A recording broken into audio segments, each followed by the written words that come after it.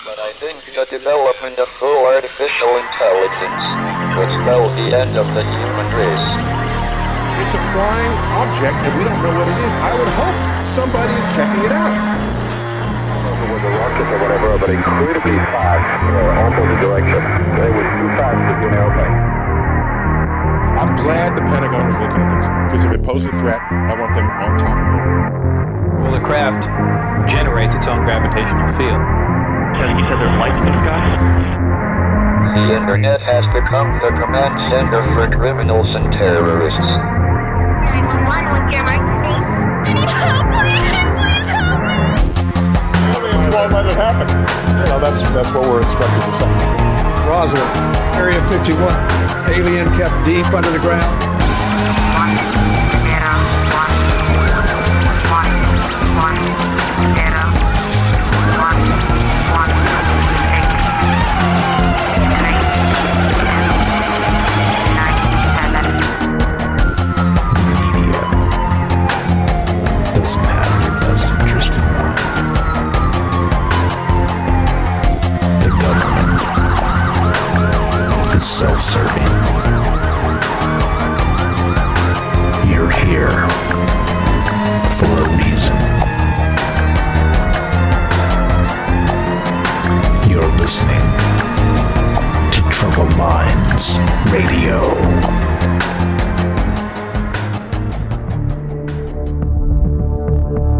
Broadcasting live from a secret bunker just off the extraterrestrial highway. Somewhere in the desert sands outside of Las Vegas. From somewhere in space-time, loosely labeled Generation X on planet Earth.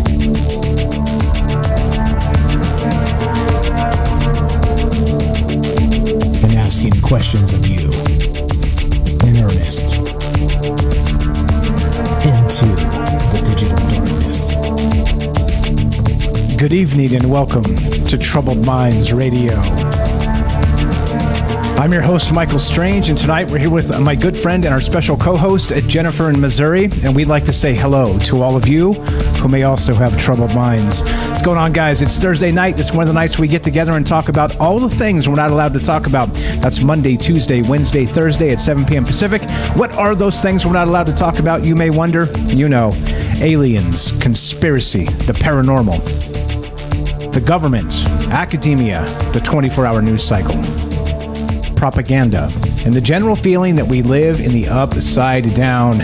As you know, we do this live to include you. That's part of this whole thing. Again, this is not some declaration of truth. This is not some weird cult that meets by dark of night, flashing, well, I'm not going to say it because then everybody will freak out. But it's just a conversation. This is just a conversation. And I know that, some people love these conversations. Some people think it's like it's the gateway to the devil. And no, come on now. The satanic panic was in the 80s, and that has nothing to do with this. And there we go. It has nothing to do with any of that. But it's okay, because this is the thing. Like I said, this show is about reality. It's about our reality, our shared reality. And there are just so many different ways to look at it, as known by, again, all the major religions of the world, as known by all the old folklore and like beautiful legends, and just the stories that is so rich in human history is really what this show's all about. Just kind of looking to the past, and then also to the future, and kind of musing our spot in the middle of all of it, and trying to wonder, well, who we are and where we're headed. It's simple. It's a simple concept, but as humans are complicated, and so as part of being complicated, we have to make things complicated, and so these conversations can be complicated. So thanks for putting up with my crap in that regard. But what we're doing, like I said, just a conversation. We do this to include you if you want to be part of the show tonight. We are streaming on Rockfin, YouTube, DLive, and Twitter. We are broadcasting live on The Fringe FM, and you can reach the show at 702-957-1037. That's 702-957-1037. You can click the Discord link at troubledminds.org, and we'll put you on the show that way as well. Discord, of course, is a chat client. It's a voice client. It's completely free, and it's a fantastic way to do... Oh, I'm sorry, Jen. I had myself muted, so you couldn't hear anything up to this point. Sorry about that. So Discord, click the Discord link, troubledminds.org, and we'll put you on the show. And we're also broadcasting live on the Fringe FM, and you can please join the Fringe Discord at fringe.fm/chat. And the easiest way to listen to Troubled Minds is to simply just go to your favorite app store, whether that's Apple or Android. Download the Fringe FM app. It's completely free, and just 7 p.m. Pacific, Monday through Thursday. Smash the play button. You get us. You get Troubled Minds. You get this amazing conversation, which I'm calling the new great conversation. I know. You can't. The second you start calling anything great about anything you're involved with, you're an ego maniac. But I don't care. I just don't care. Anyway, so there you go. Like I said, we do have Jennifer in Missouri with us tonight, and we have a doozy for you. We're going to be talking about, yeah, that's right, the Sirius Stargate, the Sirius Festival. There's some pretty deep and let's say profound implications regarding not just cosmology here, but let's say human history. It seems to have a lot of this locked into some amazing stuff. So that's what's on my mind tonight, and of course, brought to you by Jennifer, a good friend of mine, good friend of the show. Jennifer in Missouri, are you there? Testing 1 2. Hello. Hey, can you hear me okay? Loud and clear. You had me worried there for a second. Okay. It's like, the live show curse, technical difficulties right off the bat. No, everything's fine. Everything's fine. You sound great. Yeah. Welcome to Troubled Minds. It's I'd say it's been a while, but you're a regular here. It's like a meeting at the bar. Like, you walk in, everybody's like, Jen, what's up, Jen? No. Yeah. Totally. Yeah, I'm here pretty often. Yeah, it's a good thing. So do you want to give us a little primer on who Jen is and tell us about your YouTube channel real quick, and then we'll get into the Sirius Festival. Seriously. I'll try not to use that joke anymore. Oh no, yeah. No, I started a YouTube channel like a year ago, and I haven't done a lot with it in a little while, but I have plans for doing a lot with it. And when it gets there, I'm sure, I'll try to get people to come listen to it for sure. Okay, and I'll help try to get people to come listen to it as well.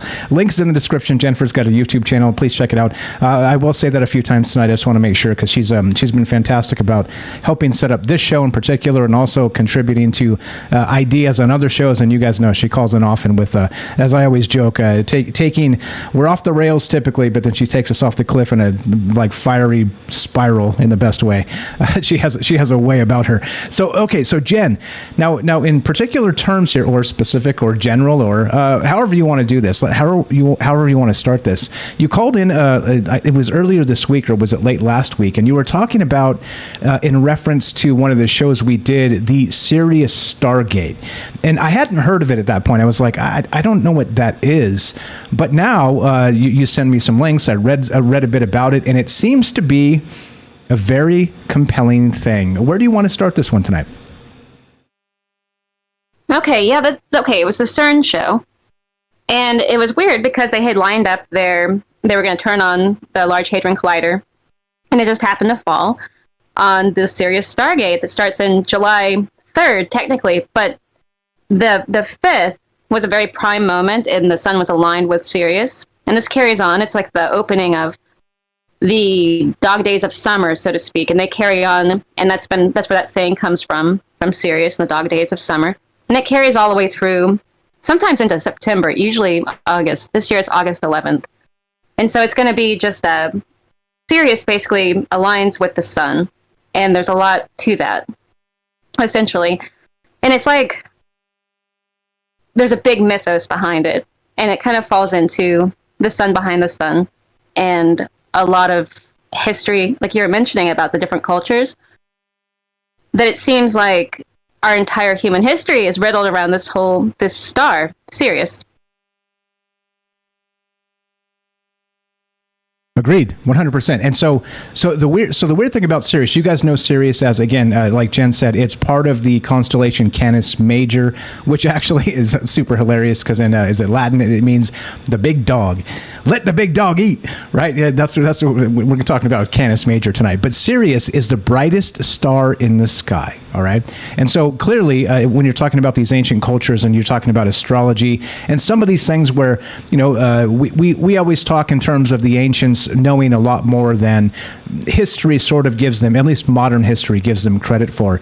And you would expect, right, Sirius being the Sirius system, and which is a binary star system, by the way. We'll get into some of that tonight regarding the Dogon Tribe and some other interesting things. But with that brightest star in the sky, you would expect there to be some pretty heavy lore in human history regarding this, and it's pretty fascinating. I was surprised to find there was really so much to this, and so it is, like Jen said, the dog days of summer, because there's sort of this window in the beginning of July where this lines up where Sirius is. Wait, it's correct me if I'm wrong, Jen. It's not visible, right? It becomes behind the sun. Is that right? Yes, the sun behind the sun is the kind of the title for it that I've come across in most of the secret societies and all the mystery schools. They refer to it that way, and it's as if it's like the source. It seems to be what they're referencing to, that it's the power behind our sun in a way. Yeah, and so not only that, it's I was looking at some of this as well, and that this idea of the Sirius Stargate has, of course, not just the meaning of navigation in the old way, but also the sun behind the sun, and that some of the, back to Aristotle and some of these other early philosophers and astronomers and things like this, they describe this as, just like Jen said, the sun behind the sun, in terms of even that our sun was rotating around, I believe it is this Sirius star, right? It's a little bit complicated in how they map this out. I'll actually pull this up and put it on the screen, but so they were describing this as not just another star 7-ish light years away, which is about where it's at, but also part of the larger cosmic cycle of Earth, and our sun included. And that our sun was not the real sun. It was, but this was the sun behind the sun that our sun revolved around. Like I said, it gets complicated. It gets pretty wild here. But there you go. I think that probably sets us up decently, unless there's anything else we should add to that. What do you think, Jen? Well, no, I think that sets it up really well to get into the idea that we could have a binary sun, that the Dogon talked about this, that there was a triple star system. So you have like Sirius A, Sirius B, and possibly our sun. And that they have, because it's a condensed white dwarf, Sirius B, the density of it causes it to go out much further, even though the mass of Sirius A, is so prominent. But also, too, that we would be having a wide orbit, but as you probably depicted, I can't see the screen that you have up, but that it might be that we are in orbit, all three of these suns, and it ties into a lot of folklore and stuff and a lot of sacred geometry stuff. But yeah, it could be. Yeah, since definitely. It pops up so often. Yeah. Yeah, so I got the thing here. I got the actual image from, now this dates back to the original, who is this? I love this. The term is the central fire, all right? We'll get to the central fire in just a sec, which is a fantastic term. It sounds like it should be out of like Tolkien's Middle Earth or something, right? But the central fire is this thing here, and let's put it back on the screen, and you see it in the middle. It's unlabeled in the middle of this, and what it means is we have Earth, right, it's kind of orbiting around the central fire, and then on the other side we've got the sun, our actual sun. And so the central fire, that is not Sirius, as I understand it, and Sirius is opposite, or it is. You know, Jen? Yeah, that's what I was kind of wondering too, because some people are saying that it's possible that Sirius is the counter-Earth, is Spielhaus of the Pythagoreans, and he was talking about a central fire in the universe, and that everything was orbiting around that. And it does seem that if you're going to, because they call the center fire the sun behind the sun, and that's sort of what codes it in, that it might be Sirius, since Sirius it's so much brighter and so much bigger in mass in every way to our sun. So it could be that is the central fire, and maybe Sirius B is the counter-Earth, or there is another source of light that then Sirius A is the counter-Earth in some way. Because Sirius is described as being habitated by beings. In a lot of these, in the Dogon Tribe, the Sumerian mythos. So it's hard to say, because they could either be living in the light or literally be on like a counter Earth of some kind, because I think it's Sirius B that's almost the same size. Yeah. At least in dimension. No, go ahead. But what got me to thinking about Sirius in general was that the Pythagoreans, who were these Pythagoras himself is very mysterious. There's actually nothing he's written. It was all just passed down through his disciples. But one of them, Philahouse, I think it's how you pronounce it, he was talking about that his idea of the cosmology of the universe was that there was a center fire behind the sun, like a source of the true light of the sun, and then there was a counter Earth as well. But it's very odd, because then if you follow that kind of line of thought into all of the mystery schools, like the Freemasons, Egypt, Sumeria, the original, like Göbekli Tepe, they have these references to worshiping Sirius and seeing Sirius, and even like the Egyptians have their whole calendar around Sirius.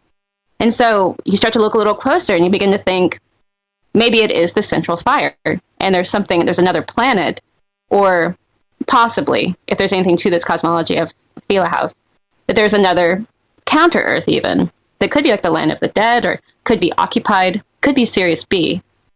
It's just something to think about, because there's a lot more to it even than that. Exactly. And that's a good way to start here. So straight from this Vigilant Citizen website, which is kind of what got me Jen sent this to me. Thank you for this, because I would have been lost otherwise. There's not a lot on the actual symbolism of this. I mean, it's kind of scattered and all over the place. So I was glad for some primer here. Straight from the website. Since ancient times and across multiple civilizations, Sirius, the dog star, had been surrounded by a mysterious lore.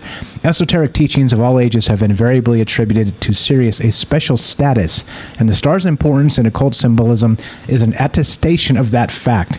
What makes Sirius so special? Is it simply due to the fact that it is the brightest star in the sky? Or is it because humanity has an ancient, mysterious connection with it? This article in particular, this is again from VigilantCitizen.com.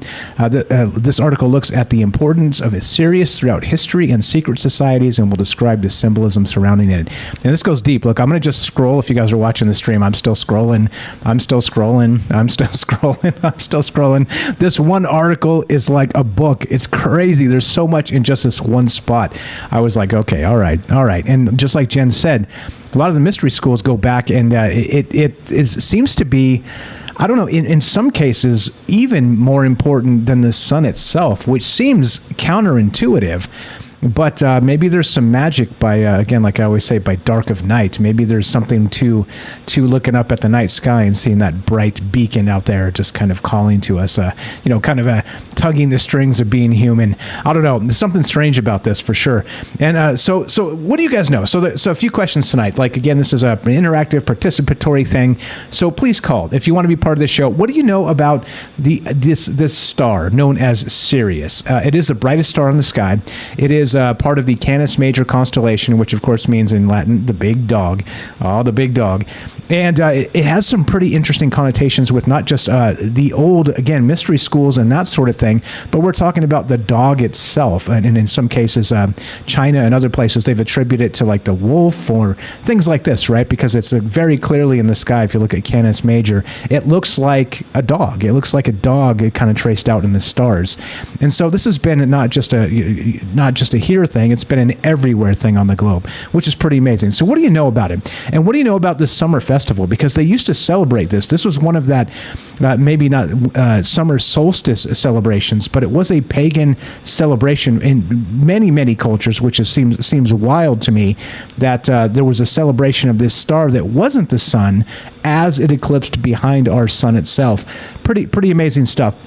What do you know about it? What do you know about the Dogon Tribe? Now, the Dogon Tribe is an interesting thing, too. We'll get to them as well tonight, including the fact that they say, rumor has it, legend has it, modern legend has it, that the Dogon Tribe in Africa, in the country of Mali, I believe is how you say Mali, M-A-L-I, they, in particular, knew that Sirius was a binary system long before astronomers knew. And so some of the actual rumor to that is that they have a connection, a spiritual connection, and not only that they were visited a long time ago by, of course, wouldn't you know it, actual citizens of the Sirius star system, which of course would be extraterrestrials, right? So I don't know. So what do you guys know about this? What do you know about the Dogon Tribe? What do you know about this idea of, not Festivus, Ronald, damn it, the idea of Sirius, the Sirius star system? And not only that, the gate. Now, what is this Stargate, Jen? When you brought it up the first time, I was like, okay, the Stargate, I don't know what that meant. I didn't know what that meant. But now, reading more about this and here talking about it, it came to me as some sort of alignment of, I'll let you describe it. I don't want to steal your thunder there. No, that's right. It's the alignment. And you have all the other stars, too, that have an alignment with the sun. It creates it's a portal of the energy of those stars, and it's magnified at that time of the year.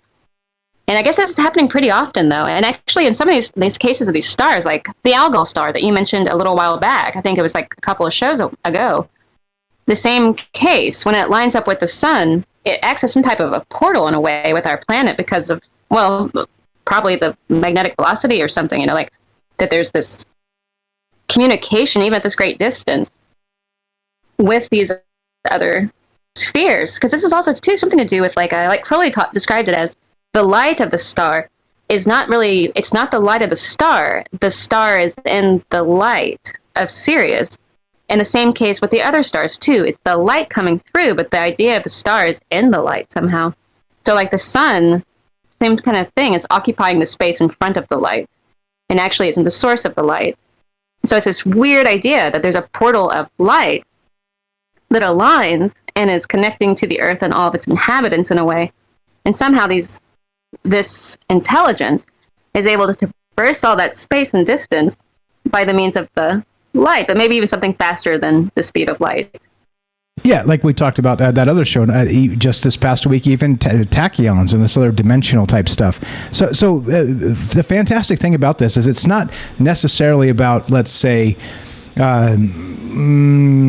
just cosmology, just the fact that the stars are in alignment and this type of thing, but it is some sort of like a ancient connection of humanity to this star in sort of spiritual terms, including even I was about to say resurrection, including what do you call it when you come back? What's the word? The cycles of Reincarnation? Yes, thank you. Reincarnation cycles. Yes. That we're locked into this idea of the Sirius star system. I don't know. So what do you guys know about this? That's the question tonight. We're here with Jennifer in Missouri, and we're talking about, I'm calling it the Festival of Sirius. I'm not sure that's actually a thing. I think if it is, it's an ancient thing. And so what do you know about it? Again, Canis Major, the brightest star in the sky. And do you think with all the esoteric symbolism regarding this from all the mystery schools, literally all of them, from Freemasonry, we got the ancient Egyptians. Literally, if you look up anything the world over from not only mythology and the rest, there are very prominent stories and, let's say, ideas regarding the brightest star in the sky, which of course is Sirius. And again, Canis Major, I love it that it's called the Big Dog. The Big Dog. I was like, I had a little chuckle. I had to have a little chuckle, little Canis Major. So what do you guys think? What do you know about this? And if you have questions for myself or Jennifer, you want to enjoy this conversation, that's what this is about. It's about hanging out and discussing what you think all of this is about. 702-957-1037. That's 702-957-1037. This is Troubled Minds. I'm Michael Strange. We're here with Jennifer in Missouri. And anything else, Jen? We got about 30 seconds before we bounce out to a break. No. Looking forward to hearing all the phone calls and having this conversation about Sirius. Amazing. There we go. stuff. It's crazy. There we go. Hey, put you on the spot. Quick radio outro, Jen. All right, so that's what we're doing tonight. Love to hear your thoughts on this. What do you know about this? What do you think about, let's say, this Sirius Stargate, the Festival of Sirius, that really coincides with about the first week of July? Is there some spiritual link to humanity of the past, and what does it mean for the future? 702-957-1037. This is Troubled Minds. I'm Michael Strange. We're here with Jennifer in Missouri, and we're waiting for your thought tonight. Be right back. Don't go anywhere. More the Festival of Sirius, a Dark Lodge, and the Cosmic Mind. I'll explain what all that is when we get back. And, of course, Jennifer in Missouri. Be right back. More Troubled Minds on the way.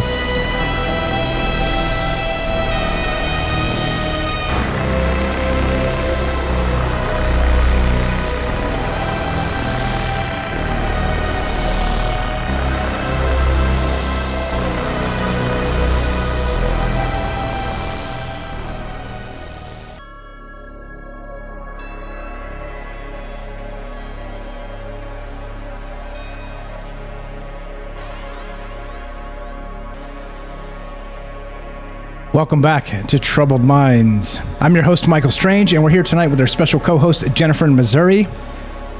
And we're streaming on Rockfin, YouTube, DLive, and Twitter, and we are broadcasting live on the Fringe FM. And tonight, we're talking about, I'm calling it, the Festival of Sirius. What do you know about this first week of July-ish, where there's an alignment of Sirius and our sun so that it dips out of the night sky? It's been said that it's a second sun. It's been said that there are spiritual connections to the reincarnation cycle and other things regarding, of course, let's say cosmic forces. What do you know about this? Do you think that there's something to this? What about the Dogon Tribe of Africa? Mali is the country. And, well, they've said that they have a spiritual connection to the inhabitants of Sirius A or Sirius B or both, the binary star system, which they somehow knew a long time ago before modern astronomers had actually figured that out. I think the date was 1862 when modern astronomy had actually pinpointed the fact that there was a binary star system at Sirius. But yeah, supposedly the Dogon Tribe for a very long time prior to already knew that. So is that, well, you can't see it with the naked eye. So what the hell's going on there? Some serious shenanigans. So I'd love to hear your thoughts. 702-957-1037. Click the Discord link at troubledminds.org. And Jen, welcome back. Are you there? Yes, I am. Right here. Right here. Ready to go. Anything to add to that? Yeah. Well, I mean, the Dogon Tribe. It's really interesting about that when they contacted, they were somehow in touch, according to them, with the Syrians. But what it could be, they had the same word for Sirius as was used in Egypt. And some people have speculated, well, like Aleister Crowley, for example, was talking about that the Sumerians themselves may have actually been Syrians or from Syria, like the Sirius planet or whatever, that they were somehow in contact, either maybe on a mental level or they actually literally were. But if the Dogon Tribe had interactions with the Sumerians at some point in ancient history, they could have got the information from there. But these were they were described as it's the Nomos. And they're described as half fish, half man. This is very weird. And then you talk about the idea of the cosmic oceans and everything. So I don't know, but I mean, it could be that. It's also they were referencing to a triple star system too. So you have the binary thing that they knew about, but they also were mentioning a triple binary that was orbiting itself. So it gets very complicated. But yeah, I look forward to hearing people have to think about what they think about this, because it goes on and on with this information about it. When you look it up, it just never stops. You couldn't even know it all. It's almost there's that much. Exactly. Like I said, this very first thing, they say that the Great Pyramid at Giza is lined up to be literally from the Queen's and the King's Chamber to see the star Sirius itself. I mean, there's some pretty interesting correlations to this in history. And so what do you know about it? One more time, 702-957-1037. Let's go to James in Michigan. Salcedo Paranormal. What's up, brother? How are you tonight? I'm okay. Can you hear me? I'm very quiet. Let me make sure it's you and not me. It might be me. I'm still getting used to this app. My bad. I had you turned down, I think, because you were loud last time. But I think try again. I think we're good. Okay, trying again. Perfect. My fault. Go right ahead, James. How you doing tonight, my man? Oh, I'm just glad to be here. Great topic. And hello, Jen. Nice to hear you again, as always. And yeah, You too. Good to see you. thank you. Yeah, and these connections with people here and people that are coming from other places outside of Earth, possibly, are always amazing to me. Even if it's more of a consciousness thing or energy thing, where they're being contacted or having getting some kind of they're being contacted telepathically and maybe being sent some of these images so that maybe some of these beings they might be fish-like, they might be whatever they are, but if that's telepathic, then they wouldn't necessarily have to be coming here physically. It's just what I'm wondering. And if you have that light from either one or both of the Sirius stars, and we know light is energy. And again, going back to that other episode, like you both mentioned earlier, the idea of the tachyons or some kind of energy that would allow for that kind of communication without any delay. That's really an amazing idea and possibly could explain all these people around the world that have claimed to have been contacted by other beings. 100%. Check this out, James. I forgot that I should have actually peeled this out before, but you just reminded me of this. Speaking of like contact from different star systems or extraterrestrials or whatnot, it did come up in the show we did about tachyons and that whole bit. But listen to this. This is from the site. This is I mean, if you're going to have a website, you may as well name it the Bro Bible. But this is from the brobible.com, just brobible.com. New research suggests aliens could already be transmitting quantum messages to Earth. And this was, wouldn't you know it, July 8th, 2022. And correct me if I'm wrong, Jen, I think that's smack dab in the middle of this whole Sirius alignment. What in the world? Yeah. Well, and it's the whole thing with the portal thing. One thing about it, real quick. The eclipse thing, the sun behind the sun. And what does that have to do with an eclipse? Because on our end, it's not an eclipse. But if they saw Sirius as a sun, perhaps the source of the sun's energy even in some way, or maybe the original sun that, like the binary star, exploded, and our sun is a part originally of Sirius in some way, or something like that. If there's anything to that, then our sun going over in front, passing in front of Sirius, is an eclipse. The whole black hole sun symbology of that could be even to do with that in some way. I think because if they did see it as a sun, and there's an eclipse happening with our sun in alignment with Sirius, the other sun, then it is an eclipse. It is like a type of, and if it's a portal of sorts, then the very passing of it somehow opens up. If the sun is not the source of the light, but is reflecting the light of the true light, then it could be like it is like a laser beam projecting that energy straight down to Earth when it's lined up with that portal in some way, magnetically, because it has to have something to do with this whole magnetic force of the planet. It has to have something to do with that. It seems to, anyway. Yeah, and so some of the cosmic stuff, we'll get into it. Like I said, when I was digging into this and reading, spent a couple hours reading on this stuff earlier today, and was like, wow, this gets into sort of the Philip K. Dick stuff with the when we talked about the divine programmer and the dark counterplayer, except in this case, they call it something else. They're calling it the cosmic mind and something known as the dark lodge. So we'll describe that as we go. But back to James, fantastic take on that. And thanks for reminding me of this article from the Bro Bible. Hey, bro, what's up with the Bro Bible? That is quite the name. But with all the other names of websites out there these days, it doesn't really surprise me, which is, saying something, I guess. It could be worse. But yeah, it could be, definitely. But also, just referencing back to the first half hour, talking about the possibility of another planet, another kind of Earth, or another, like a counter Earth, I believe. Was that the phrase used? Possibly? Yes. Yep. Let me pull this up. There's actually a counter. Here we go. The counter Earth is a hypothetical body of the solar system that orbits on the other side of the solar system from Earth. Indeed. Okay.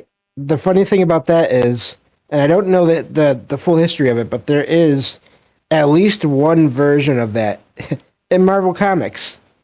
Surprise, surprise. That was around in the 90s for a while. This idea of one of the major villains in the comics anyway, actually creating this other version of Earth that he then ruled. And there being other versions of heroes there, characters there that were on the regular Earth. So I just found that really interesting. It just makes me wonder about that. If there's another planet, then maybe that's where some of these beings, maybe that's where they're from. Yeah, was that where the Secret Wars went down, or was that something else?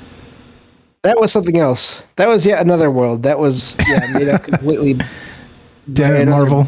Why Marvel? Yeah. Why? That was Earth 776584 or something. Something like that. Yeah. Right on. Okay.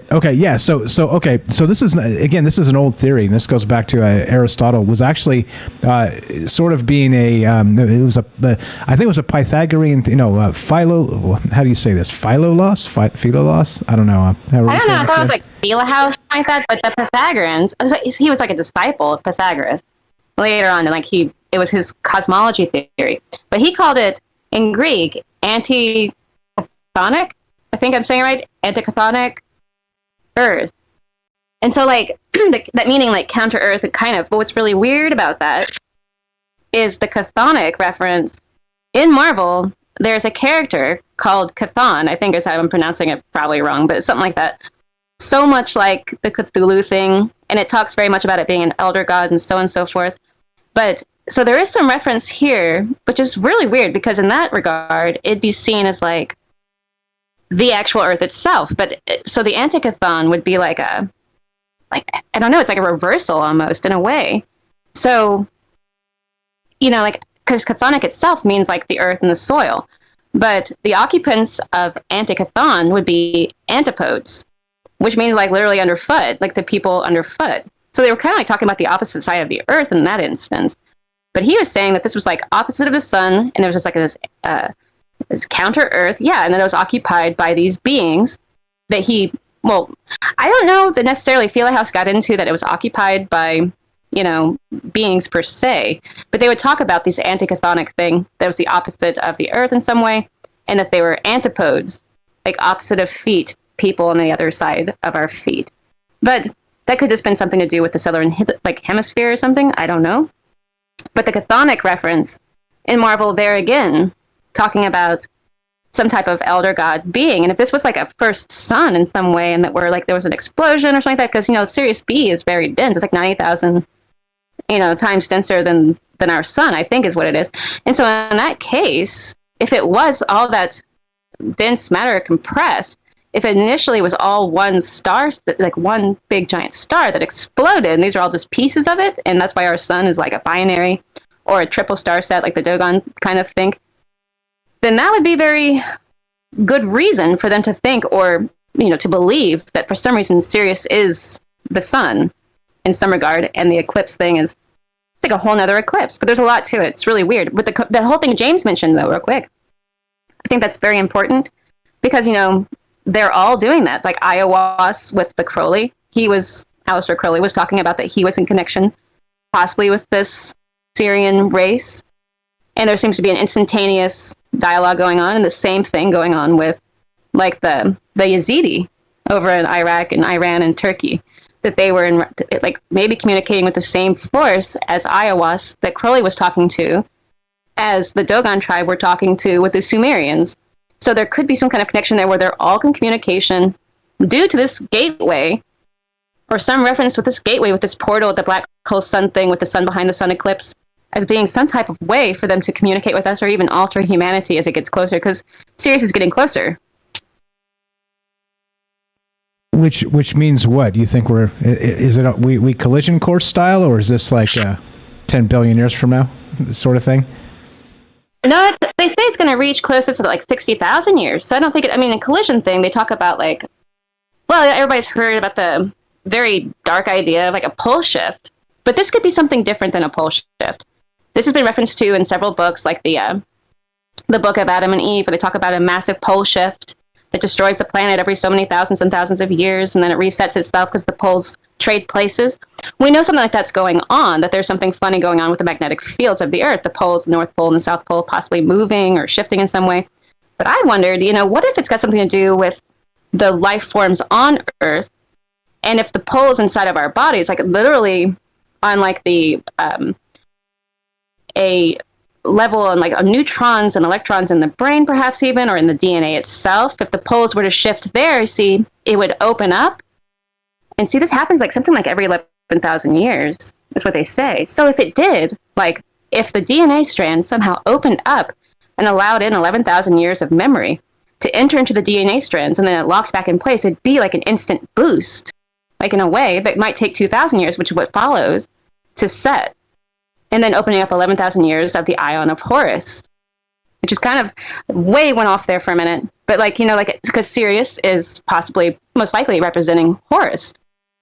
Because you have the big connection with Osiris, Isis, and Sirius, that they're the same thing. It's kind of like the threefold, because you have Isis and Osiris.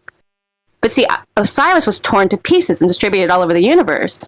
And the same kind of thing looks like it's going on with the idea of Sirius A and Sirius B in the sun. If that's the case, if that's the source of all things, and the explosion of that somehow created a lot of what we're seeing, then the idea of it, that Sirius and Osiris and Isis and everything, that it's somehow the source of things and the original, I don't know, source of all existence in some way or something. But yeah, it's really weird. Yeah, definitely some sort of spiritual connection, like a highway from here to there, whether it's magnetic or something else. It definitely seems to track, and not just again with just one sort of off, the Dogon Tribe or whatever. But there's again, you can track literally every ancient peoples, and they're talking about something similar here, which is pretty wild. So I want to ask you about Saturn in just a sec, but and how that sort of maybe connects or does not. James, go ahead. We got you on the line here. We've been talking. Go ahead, sir. No, that's okay, because again, the idea of that other Earth, or that anti-Earth, or those beings that are underfoot, what does that make people think of nowadays? I was about to say, isn't that like the upside down? Yeah. Yes. Yeah. This other world, and this isn't even really, I mean, this is basic season 1 stuff. It's not that, I don't think we're really even spoiling anything with that much anyway. And so this idea that there is this other world that's the opposite. So you're traveling from one to another through this portal that is out there in space. It's almost like a cosmic version of that. Mm-hmm. Yeah, definitely. And again, it gets back to exactly what we were talking about in that old Philip K. Dick show. He was talking about the Matrix and about sort of living in a simulation, like how the greater universe or multiverse was a simulation in terms of the divine programmer, the dark counterplayer. And in this case, it's interesting that the more I was reading about it, the more it started heading to that same sort of idea, except in let's say not the terms of a simulation, but in terms of you hate to boil it down to just like something so boring as God and the devil. Again, sorry for my blasphemy, but basically like two oppositions, two counter powers going against each other, and that's the idea of this dark lodge in the cosmic mind. We'll get to that as we go into the top of the hour here, but it seems wild that all this stuff it can't be ignored. I think it's one of those things where when everybody in the world for thousands and thousands of years have been talking about a very similar thing, even so culturally disparate, you got to say, hey, there's something here, and what the hell is really going on? So looking to hear from you guys too. We're here with James Salcedo of Salcedo Paranormal, Jennifer in Missouri, of course. myself, of course. And what do you know about this? What do you know about the Festival of Sirius? What do you know about the Sirius A and B, the star system? What do you know about the Dogon Tribe? What about these entities? What are they called, Jen? They're called the Sirian? Oh, the Nomo. The Nomo. The Nomo. What do you know about the Nomo? Now, okay, so we'll get to the Nomo in a sec as well. We'll kind of flesh this all out so it makes a little bit more sense. We're a little bit all over the place right now, but because it's a big, complicated thing. Go ahead, Jen. Sorry. Yeah. Oh no, just that it's kind of hard to narrow it down to like a certain pathway because there's just like when you start looking into this stuff, there's like a million, well not a million, but there's like hundreds of different things that you've never heard of before quite. And it kind of just all that single piece that's missing is Sirius. And you put that in there and it like locks it into so many other different ideas. And so it's hard to kind of narrow it down to a certain path. And there's so much information that you're just like, which thing do you bring up next that ties into this or that as far as the cosmic story goes. So I think we're trying, right? There's like so much. It's a lot. It is a lot. When I was reading about this, I was like, okay, wait. So this is like, so many threads. Like, how do we kind of stitch this back? I sent it to Jen before we started. I'm like, so what are we going to do here? There's a lot. It's a lot. And so this is the thing, right? Like I said, there's so much regarding not just, again, current history, again, and this is, again, the Festival of Sirius is what I'm calling this. And I think there is the term of that. It's sort of like that pagan summer festival, okay? And everybody celebrated this. They realized that the brightest star in the sky passing behind the sun and leaving visual sight from us in the first week of July-ish for thousands of years was a significant alignment. Now, right, again, you know me in cosmology and this type of stuff. I want to believe, but do I know? I don't know anything in those terms. But what do you believe? That's the question tonight. And I think that when we look at the brightest star in the sky, there's got to be some shenanigans here, right? I mean, regarding, I think, just everything, right? Just like if you go out and you notice anything, you notice that star, don't you? I think that's the thing. That's the very first thing you notice when you go out and you look at the night sky. It's pretty wild. James, we got a couple minutes left. What else you got, my friend? So two things right away. First of all, just not sure if this is fits in anywhere or not, but the character in Marvel that made this counter Earth was called the High Evolutionary. Of course. Of course. So just there's that. And again, just going back to these festivals, this transferring of focus of energy from people to who knows where or what. Maybe as this Sirius was leaving view, this was their way of sending off their messages, their thoughts through that portal before it was not available for a while.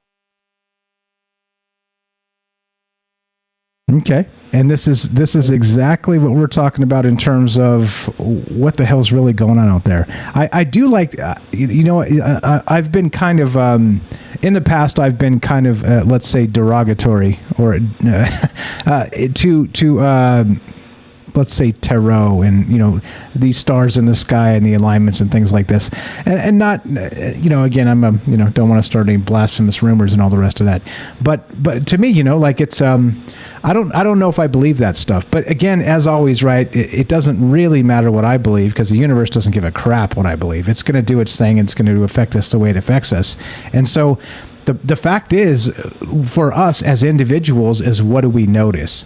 Do we notice these things? Again, that one of the most important festivals of the year in forever has been that sort of summer solstice-ish summer festival, which again aligns with this Festival of Sirius, and the eclipse. It becomes an eclipse of the brightest star in the night sky, which again would be a little bit terrifying, wouldn't it?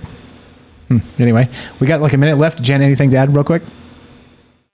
So like when you mentioned the adversary idea, there's some people who say that, or not some people who say, like Crowley and Kenneth Grant, who was like just kind of an initiate of Aleister Crowley in the 20s, 1924, like the Ordo Template, whatever, real quick. So they claim that there's a connection with Set.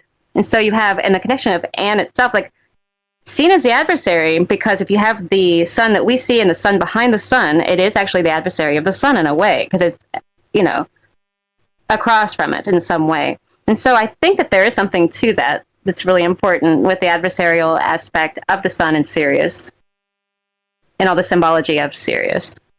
Perfect. Where it appears to be that. Perfect setup, because we're going to get to that when we come back. We're talking about this idea of the Festival of Sirius, the star Sirius, the brightest star in the night sky. For approximately for thousands of years in the first week of July, it goes missing. It eclipses as a way of terms, and it goes behind our actual sun, so we can't see it. So what the hell's going on here? Do you think there is some sort of mystical thing happening, some sort of cosmic alignment in astrology or whatnot? I'd love to hear your thoughts. We're here with Jennifer tonight, and of course, James, thank you so much for popping in here. You're welcome to stay there, as you always know. If you want to be part of the show tonight, love to hear your thoughts. 702-957-1037. This is Troubled Minds. I'm Michael Strange. Don't go anywhere. More of the Festival of Sirius. We're going to get to a dark lodge and a cosmic mind when we return. Be right back.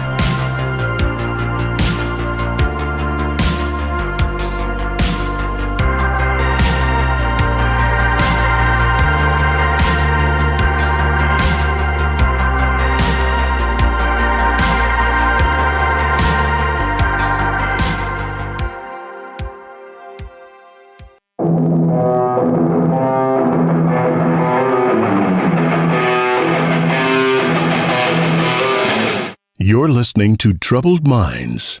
Join us as we discuss an upside-down world that nobody seems to notice.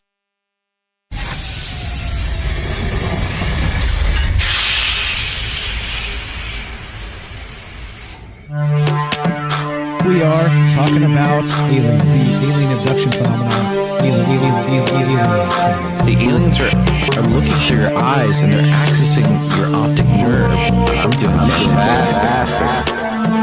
And through that optic nerve, they're transferring to your brain. People are random images as they traverse neurons in the brain. Alright, so maybe and they also feel them planting or receiving memories or ideas or images.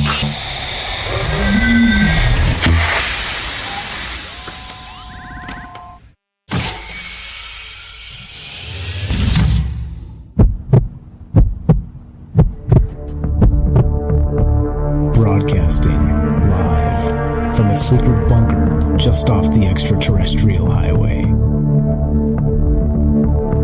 Somewhere in the desert sands outside of Las Vegas. From somewhere in space-time, loosely labeled Generation X on planet Earth.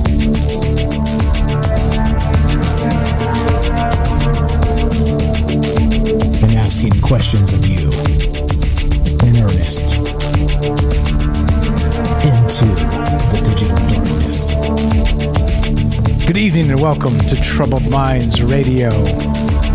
I'm your host, Michael Strange, and hello to all of you who may also have troubled minds. We're here tonight with Jennifer, a good friend of mine, good friend of the show's, and we're doing a show called, what are we calling this? The Festival of Sirius. Now look, the brightest star in the sky has been talked about for a very, very, very long time. As long as humanity's been around. Now, the Dogon Tribe in Africa, interestingly, has been said to know some things that are unknowable to humans without some sort of connection, either spiritually or, let's say, downloaded through, I don't know, bizarre means, I don't know, quantum communication type means, or even direct, let's say, access to an extraterrestrial civilization from Sirius itself, the Sirius star system. So what do you believe here? Is there something to this? And do you feel, here's another question I think we can add to this tonight, is that do you feel different, let's say, around the first week of July? Did you notice anything kind of pass in the last week or 10 days or a couple weeks that you felt different? You felt, I don't know, let's say maybe coming into something or leaving something, maybe a passageway or a doorway or things like this. I don't know. I think there's a lot to this, a lot of interesting concepts. And we're going to get to, of course, the Dark Lodge, the Cosmic Mind. And what that means is just so as always, right, it seems like the universe is at odds with itself. And as everything complicated, people are always at odds with ourselves. So anyway, long rambly, etc., so on. Love to hear your thoughts. We are streaming on Rockfin, YouTube, DLive, and Twitter. We are broadcasting live on the Fringe FM. And reach the show at 702-957-1037. That's 702-957-1037. You can find the phone number at troubledminds.org. Click the Discord link. There you go. Please download the Fringe app at your favorite app store. That's going to be Apple or Android. And let's see, I don't use Apples. Every time I say Apple, my brain melts. But because, well, I can't afford an Apple phone. but hey, there's good news. If you can, the Fringe app is free, so it doesn't even matter. Download that. It's the easiest way to listen to Troubled Minds, and there you go. There's the Fringe thing. Also, Fringe Discord, fringe.fm/chat, give you a direct invite there. I'm watching all the chat in all the places. Shout out to Catalina out there in the Fringe Discord. How are you? Okay, so let's do it. Let's get back to Jennifer. Jennifer, are you there?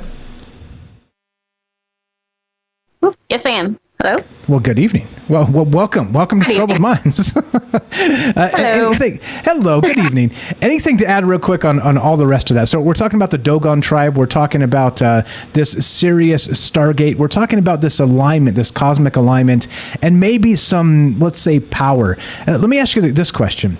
I don't know how in tune you are with, let's say, the nature spirits of the cosmos or anything, but do you feel differently sort of in that first week of July? To me, personally, I'm asking you this, and I'm asking this in general to everybody, because to me, I kind of do. It's one of those things where sort of that spring revival sort of culminates in sort of that week of July. You know, here in Las Vegas, everybody knows I live in Vegas. It's like the first week or approximately thereof that it starts baking. I mean, it gets to be like 110 degrees, and it's just. It seems like there's a shift here. Anyway, your thoughts, and welcome back to Troubled Minds. What's up, Jen? How are you? I'm good. Yeah, I think there's something pretty intense with it. If you think about it, okay, you have Orion, this great hunter. That's because you have Orion's belt, and it points directly at Sirius. And you have Sirius representing, like, by Anubis, the guardian of the underworld and the dead. So let's go back to Orion, the constellation of Orion, Orion's belt, as the great hunter and the great hunt, the wild hunt. And you have CERN too, the connection with CERN, not to go too far, but Cernanos, also too representing the wild hunt. And the story behind Orion was that he was like this great hunter, the best hunter on the planet, basically, like at the time, or if that's the case, that he was living on the planet or something. But he was such a great hunter that he threatened to like kill every animal on the planet, basically. Like, I could kill everything, he said, basically. And they had to kind of put him down in a way, like the other gods. And so the idea, too, that when Sirius comes up, it's called the Scorcher in Egyptian. So it literally is like, it represents something kind of more negative sometimes in some ways, because it also represented the floods of the Nile. But the intense heat that comes upon the earth and puts everything kind of, I mean, you cannot do much in the face of that extreme heat. And before air conditioning, before all of that, the intensity of this upon the earth, and how they would notice that when this star shows up, everything gets very hot, and you have this representation of that in a way. And I think there is something to that about it being a much more serious adversary to mankind than we're kind of maybe even thinking about. And as far as it being a portal of some sort, you have a strong reference there to the world of the dead with Anubis and all the other dog-headed gods and goddesses, like Bao, literally like Bow Wow, but the female goddess representing Sirius 2, known as Bao. So they have a lot of this going on with a reference to this great hunter upon the planet, that it kind of scorches the earth in a way. And you have the Eye of Sauron reference. Very weird stuff. Yeah. Real quick, MJ in the chat also says, yes, felt grounded in changes of letting go of the past, like an elephant's foot stepping down on the ground, regarding, of course, that Sirius alignment, kind of dipping out of the night sky behind the sun for that. Again, it's not always exact, but it's approximately around the first week of July when this happens every single year. And so it's been part of these summer festivals forever. And it's sort of that change in seasons. It's that, what would you call it? I don't know. I'm not a scientist. I'm just a knucklehead. But there's like a lot of ways to look at this in terms of not just cosmic alignments, mathematics, the seasons, and it's a lot. It's a lot. And what that means, I don't know. Like I said, it's so strange to me that in more recent terms, I'm starting to think about things quite a bit differently, as you guys can probably tell. And it's wild to me that I used to be like, yeah, it's just hot. It's just getting hot outside, right? Just like, right? You know what I mean? It is getting super hot. Yeah. But I think that it could do something too, like what it does to you mentally. So spiritually, yeah, there could be something going on. They have the following up in August, like August 8th, the opening of the Lion's Gate portal, which is weird because Nimrod, he was this great hunter too. And he's holding like the lion and the old statue. So there must be some type of connection there too of this great hunter, the portal gates of like the Sirius Gate. And then you have also too the Lion's Gate. So there's like this lineup of all of this connections where the stars are they're being given a lot more credit than we think as far as the influences on the Earth itself. So I think it could have something to do on a deeper level too of changing human consciousness eventually, or being responsible in itself for human leaps in technology in a way, or even concepts, Yeah, definitely. It's weird, this whole thing, and again, this link to Sirius and the Dogon Tribe, we'll get to that in a sec, and again, I want to get to the Dark Lodge and this cosmic mind, and this idea that the universe, as always, is at odds with itself, and this is just sort of a microcosm of that larger concept, because it seems like, again, like as people, as species, as all the rest of this, it seems like we're always battling with these ideas of conquering ourselves in terms of being the best self, right? You hear that the modern goofy term, and I hate to call it goofy because it's a positive thing, and I hate saying positive things are goofy. But you hear people say, I'm living my best life, right? I'm living my best life. But it's like, what does that mean? Does that mean like, you can order 2 margaritas instead of 1? Or does that mean, like you were less of a jerk than you were yesterday, right? You know what I mean? Like that to me is very, very different things. So anyway, just I'm living my best life. Anyway, that's what happens when you get on Troubled Mind with Mike. Anyway, okay, so that's what we're doing tonight. We're talking about this idea of the Festival of Sirius, a Dark Lodge of Cosmic Mind. We got Jennifer here. James is still here, I believe. We got Matt in California. Speaking of which, if you want to be a part of the show, 702-957-1037. Click the Discord link, troubledminds.org. What do you know about this? Do you think that these cosmic alignments matter? What about this sort of summer festival of Sirius eclipsing behind the sun? Do you think there's some sort of a powerful alignment spiritually or otherwise? Love to hear your thoughts. Click the Discord link at troubledminds.org. We'll put you on the show just like this. Let's go to Matt in California. Are you there, my friend? Welcome to Troubled Minds. Hey, Mike. Hey, Jen. How you guys doing tonight? Hey, okay. Yep, good show. Thank you. Go right ahead. No, go right ahead. I was going to say with the constellations, like when you see Orion, is a man hunter, and then you notice that Sirius follows Orion. So I was thinking of it as like the dog follows man, like man's best friend. I like it. And again, guys, the Sirius is they call it the dog star. It's it's like the most bright star in the Canis Major constellation of the big dog. Let the big dog eat, for sure. Okay, so it's following Orion, which again, Orion is the hunter, right? It's one of his 2 hunting dogs, which is really weird.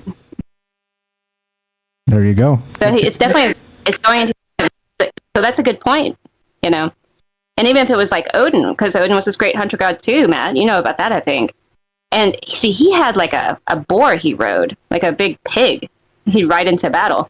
So some people even wonder too about the Zeus connection, like because pig is Zeus, So I don't know. There's a lot of Odin Odin had 2 wolves too. And he had the 2 wolves. Freki and... What was the other one? Freki and something, but yeah. So... Yeah. The connection with humans and dogs. Yeah, I was going to talk to you about, like, in the ancients, how the ancients saw it, how the Egyptians knew about it, and you called it the Dogda people. This is like a long time ago. Ancients, they saw this. Of course, they saw Sirius in the sky because it's a super bright star, or super bright. So they saw it. But then the crazy thing to me is they also knew about Sirius B. Well, you have Sirius A, and then they have Sirius B, which is the dwarf star that is around it. And the crazy thing to me about that is they knew about it, but the dwarf star was not discovered until we had telescopes. You can't see that star with the naked eye from Earth. So how did they know about it? And then that's where my theory goes, is that the reason they knew about it is because that's where they came from. Well, yes, yeah. Which is what the Dogon tribe actually says, is that they are connected, and oddly enough, right? So there's the one, we're going to ancient astronaut theory a little bit here, and the one theory is the idea of the Anunnaki, right? And so they came, they created the Igigi, and then people were sort of a hybrid offshoot of that, watered down over millions of years. But this Dogon tribe, it's different entirely. They were here, as far as I understand it, and they were contacted by these celestial or alien beings from Sirius A, Sirius B, from the Sirius star system, and they were given knowledge of not just astronomy, all these other things. And the crazy part is, like, when you think of knowledge and you think of like if you look at the Stargate SG-1 or that whole Stargate fictional universe, they want technology and knowledge as only technology, right?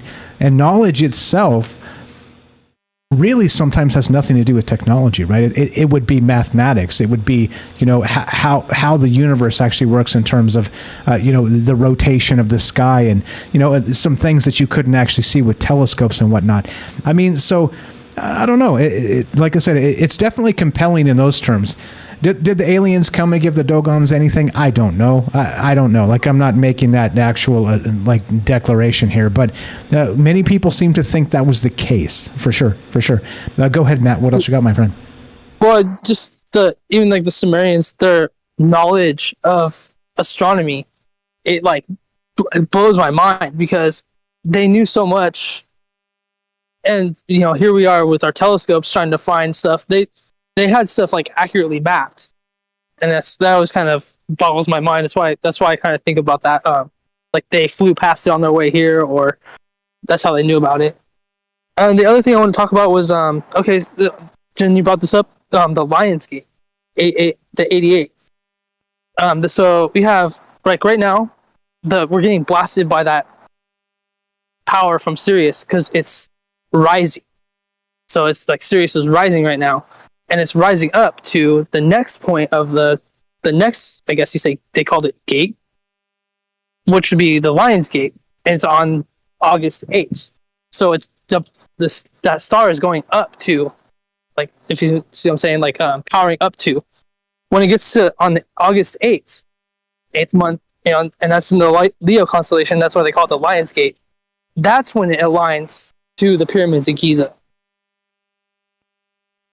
And starts a whole other cycle. And I think it's kind of cool that it goes like dog and then cat. Yeah, why not, right? Yeah.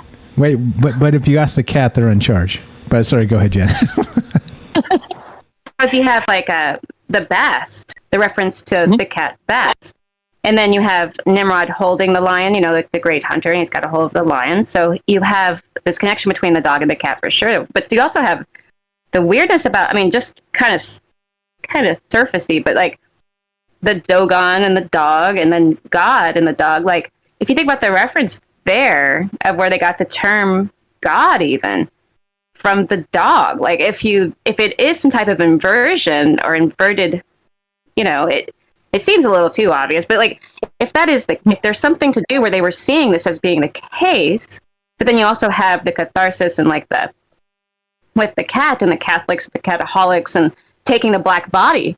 Like if you think about that too, like the dark matter, the black body of energy and all of that, and the black sun, with taking the black of like all the officials in society wearing black, judges, you know, like pretty much anyone official takes the black, and you have this weird instance of that.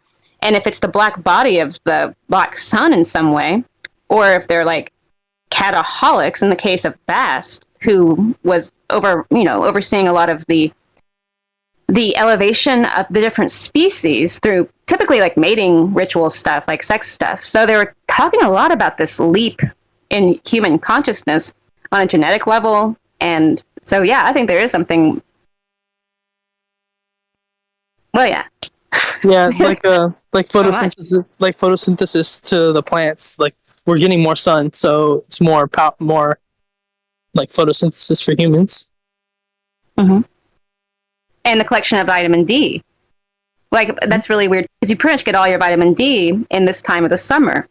And then too, the ancient way of bowing down, where you kind of get down and expose your back to the sun, because you get the most vitamin D from the skin on your back, the skin on the whole surface of the back, which is unshadowed, which could be something to do with that bowing down, laying down, and following the direction of the sun and prayer of collecting as much vitamin D in time for the time of the black sun. So I don't know. There must be something.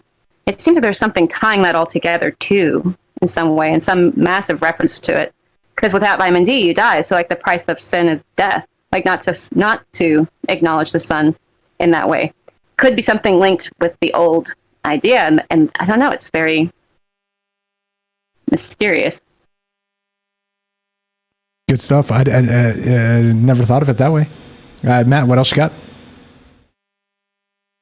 Let's see. I just trick your energy now, and then trick your energy on August 8th. That's when the Lions Gate opens. Okay. Interestingly, appreciate it, Matt. Thank you so much for the phone call. Thanks for hanging out. Thanks for being you. Tell Lacey I said hello, and always a pleasure, my friend. Thanks, guys. Good night. Have a good one. There you go. James, anything to add to that real quick? It's really amazing that there's this journey going from gate to gate. I wonder what that is about. I wonder how many gates this whole thing goes through.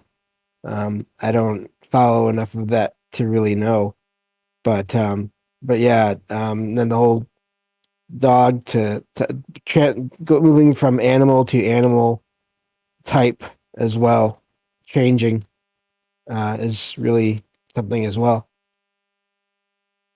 Yeah, 100%. So I had a thought, guys. Do you think that in these terms, we're talking about the Sirius Stargate, and this happens around the first week of July?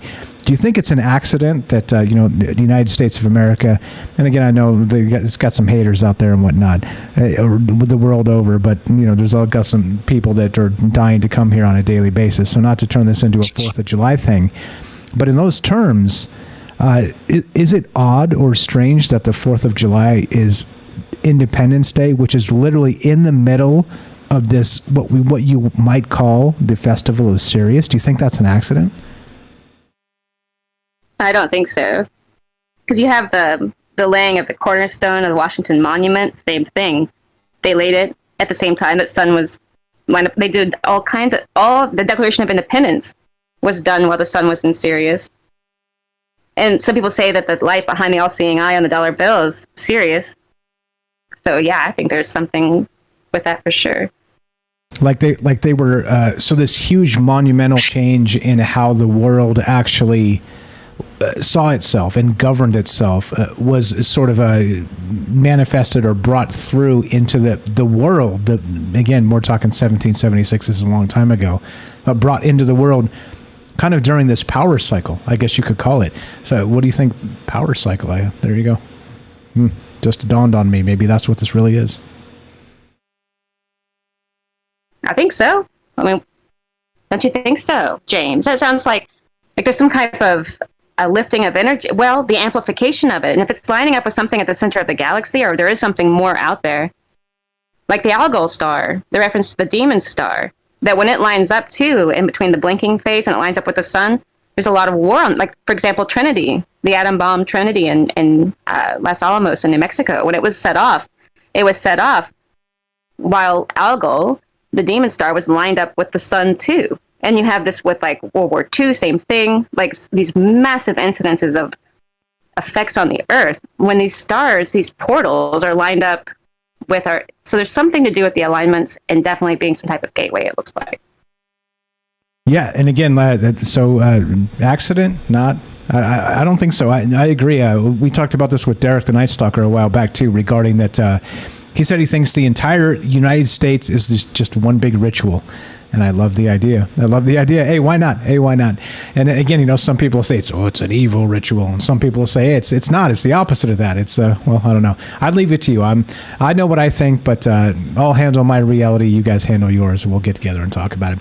So, what do you know about this idea of the Festival of Sirius? And what that means is just there's this alignment that happens when the brightest star in the sky actually eclipses behind our sun. All right, it happens approximately the first week of July, right in the middle of July 4th and Independence Day in the United States. What do you know about it? Do you think there is some sort of power action happening here? And we're going to get to not only the Dogon Tribe when we come back, but a dark lodge in the cosmic mind, meaning, well, is there some sort of powerful force, cosmic force at play? And, well, what do you believe? 702-957-1037. That's 702-957-1037. We're here with Jennifer in Missouri. I'm Michael Strange. This is Troubled Minds. James is here as well. Don't go anywhere. More after we return. Be right back. Last segment of Troubled Minds. Give us a call. Looking to hear your thoughts. What do you believe regarding the Sirius star system? Be right back.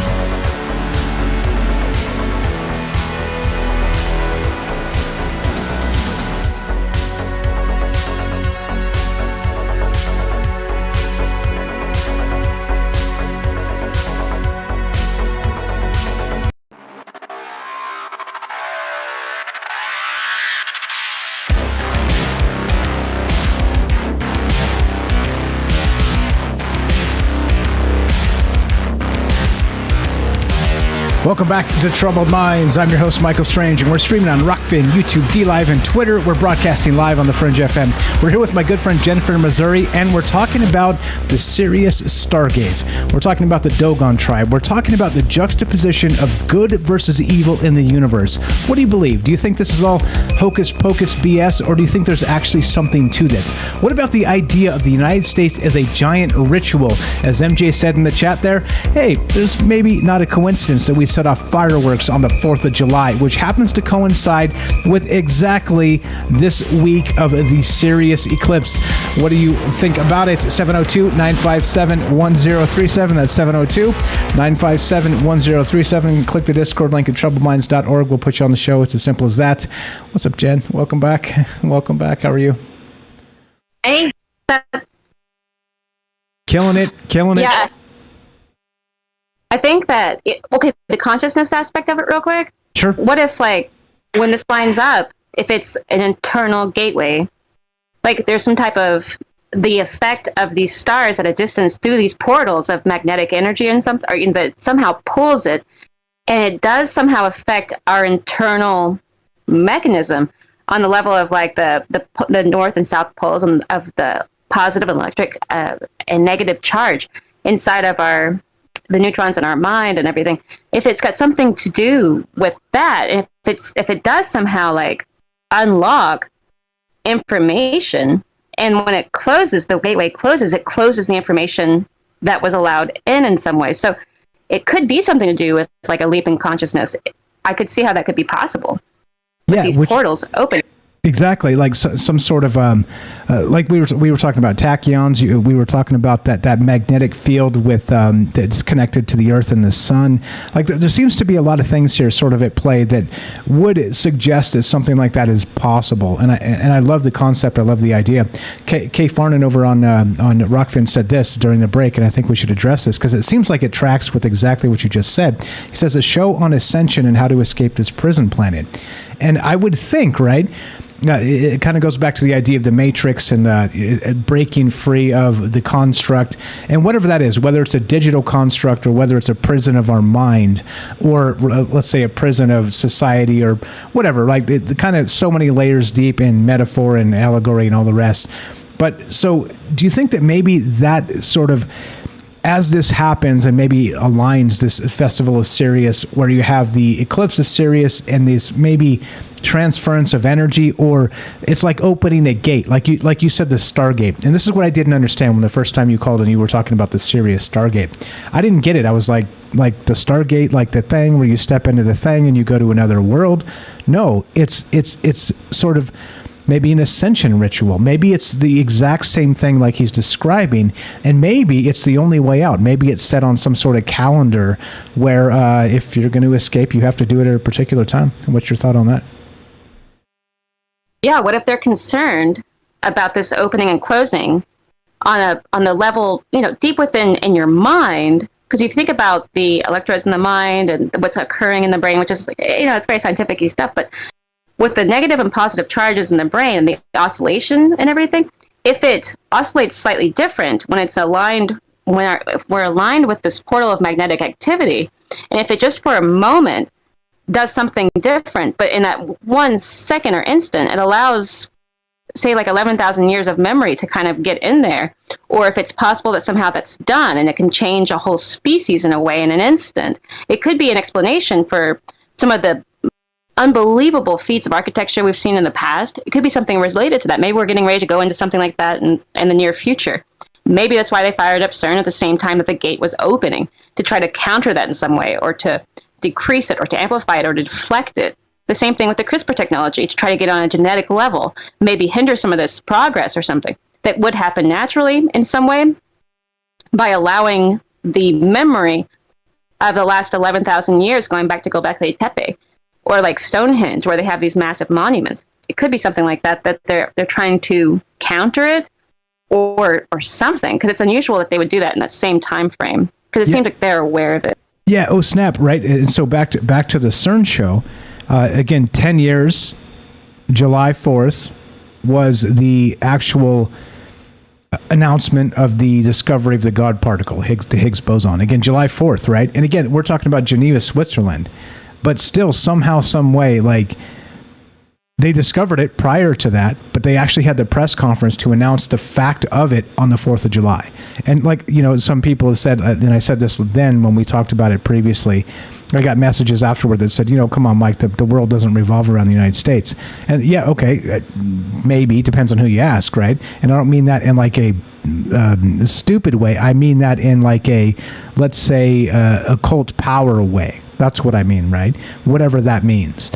But then, so fantastic point, Jen. So 10 years ago, July 4th, they announced the God particle. Then 10 years and a day, July 5th, they are firing up CERN at like quadruple the power of when they first started it. July 5th, 10 years and a day. And wouldn't you know it, both times are exactly locked into this same period when Sirius dips below the sun and we can't see it in the sky. Suspicious, maybe? Suspicious? I think it's suspicious. I think that because CERN itself is nothing but, it's some of the world's most powerful magnets. And when we're talking about that and what kind of energy they're putting out with that, I mean, I think the ones down in New Mexico, which are pretty powerful, but the ones at CERN, there's like 1,000, it's like 1,000 of them. And they have the same power as like 2 of the ones down in New Mexico that when they turn on, they actually make a noise. The magnetic field makes a sound like a screeching. And it's hard to imagine, but if you think about in the show about with the CERN thing and the Stargate there, the instance of mentioning it the first time, you have the guy who created Coral Castle, and he was saying he knew the secrets of the ancients and the Masons, and that's how he moved in Coral Castle down in Florida. All of those enormous, some of them 13-ton stones, that he was reversing the pole, the magnetic pole, and that was allowing him to possibly levitate these stones or taking away their magnetic force so that they were much lighter than they usually would be. But see, inside the human body, this magnetic current is also present there. So if there's a reverse of the pole, there's a moment there where there's something happening. You'd think you'd like fly apart or something, but that might not be the case. What it could be is that it's opening up the locked DNA in some way, just because the squid do it. For example, the octopus and the squid, they do this on a kind of regular basis. And they don't die, they don't stop moving when they do this, but they're constantly genetically kind of altering themselves to the circumstances around them, due to the environment.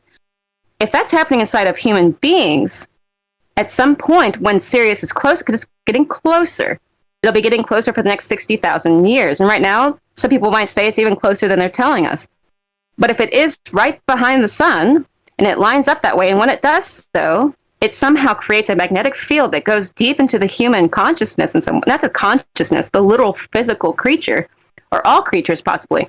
And it kind of allows a moment of information to get into their DNA, and then it locks back when the pull goes back in place. It could be locking in new information, possibly the memory of the past thousands and thousands of years, because the blood carries the memory and it never ceases. If you're descended from your ancestors, you're carrying the same blood and a non-stop lineage. And in that is the memory of everything that happened before. But it's kept out of the DNA because the DNA has stayed the same. But if the Sirius Gateway allows that to be opened for a moment and lets that information in, they could be trying to maybe slow that or affect the memory itself, what will be locked in. I love the idea. It got me thinking in terms of, the term is blood is thicker than water, right? And we talked about water having memory. I wonder, we've talked about DNA memory. I think that may be a show for the future. Maybe a show for the future. Very, very, very nice as usual, Jennifer. Inspiring as we go. Look, we're still talking about this. 702-957-1037. Click the Discord link at troubledminds.org. What about this Festival of Sirius? What do you know about the Dog Star? What about the Canis Major? What about the idea that CERN fired up and announced the God particle literally within the time frame of this eclipse behind the sun? Do you think there's some shenanigans here? Let's go to Daryl in New York. Thanks for being patient, my friend. You're on Troubled Minds. How are you tonight? I'm great. Jennifer, you just blew my mind. I think that's so interesting what you just said. The thought that they're doing this for some reason, let's say, and I just read, I posted it in the chat about Sirius represents the principle of sovereignty as a significant element of the divine plan for life on Earth. And it's beyond all creed and dogma. The highest sovereignty is the essence of our soul. It's ultimately pure, eternal, birthless, deathless, fearless, changeless, is the utmost sovereignty. May ring true for all beings everywhere. And it seems like our sovereignty is trying to be eliminated. They're trying to eliminate just about everything about what makes us human. And I don't know how successful they were in the past. Maybe we did have the knowledge of all of our ancestors, and they tweaked us so that we would have this loss of memory, that we have this collective amnesia, that we just can't remember anything, except one or two people sneak through, like the guy in the Coral Castles that could, that figured it all out. He had a great knowledge of physics, who knows? I don't think they could get everybody at the same time. I think there's always a problem with that. I think it's impossible to change the whole planet at once, even though they're trying. I think this is their agenda, some agenda. But I also had one other thing to question. I don't know if anybody's ever watched, like, the sun and these things that are going in and out of the sun. It looks like there's ships up there. It's been posted on many, many channels. Marie Colvin Hill does it. You could actually look at the sun through a telescope that's online all the time. And what's his name? Jeffrey Boyd. He studies this stuff. He watches the sun, and there are ships literally going in and out of the sun. We know there is something that can tolerate that heat, and I'm wondering if you think they're going through that portal. Those are the ships that are entering and exiting from Sirius, perhaps. Just saying. I love the thought. Anything there, Jen?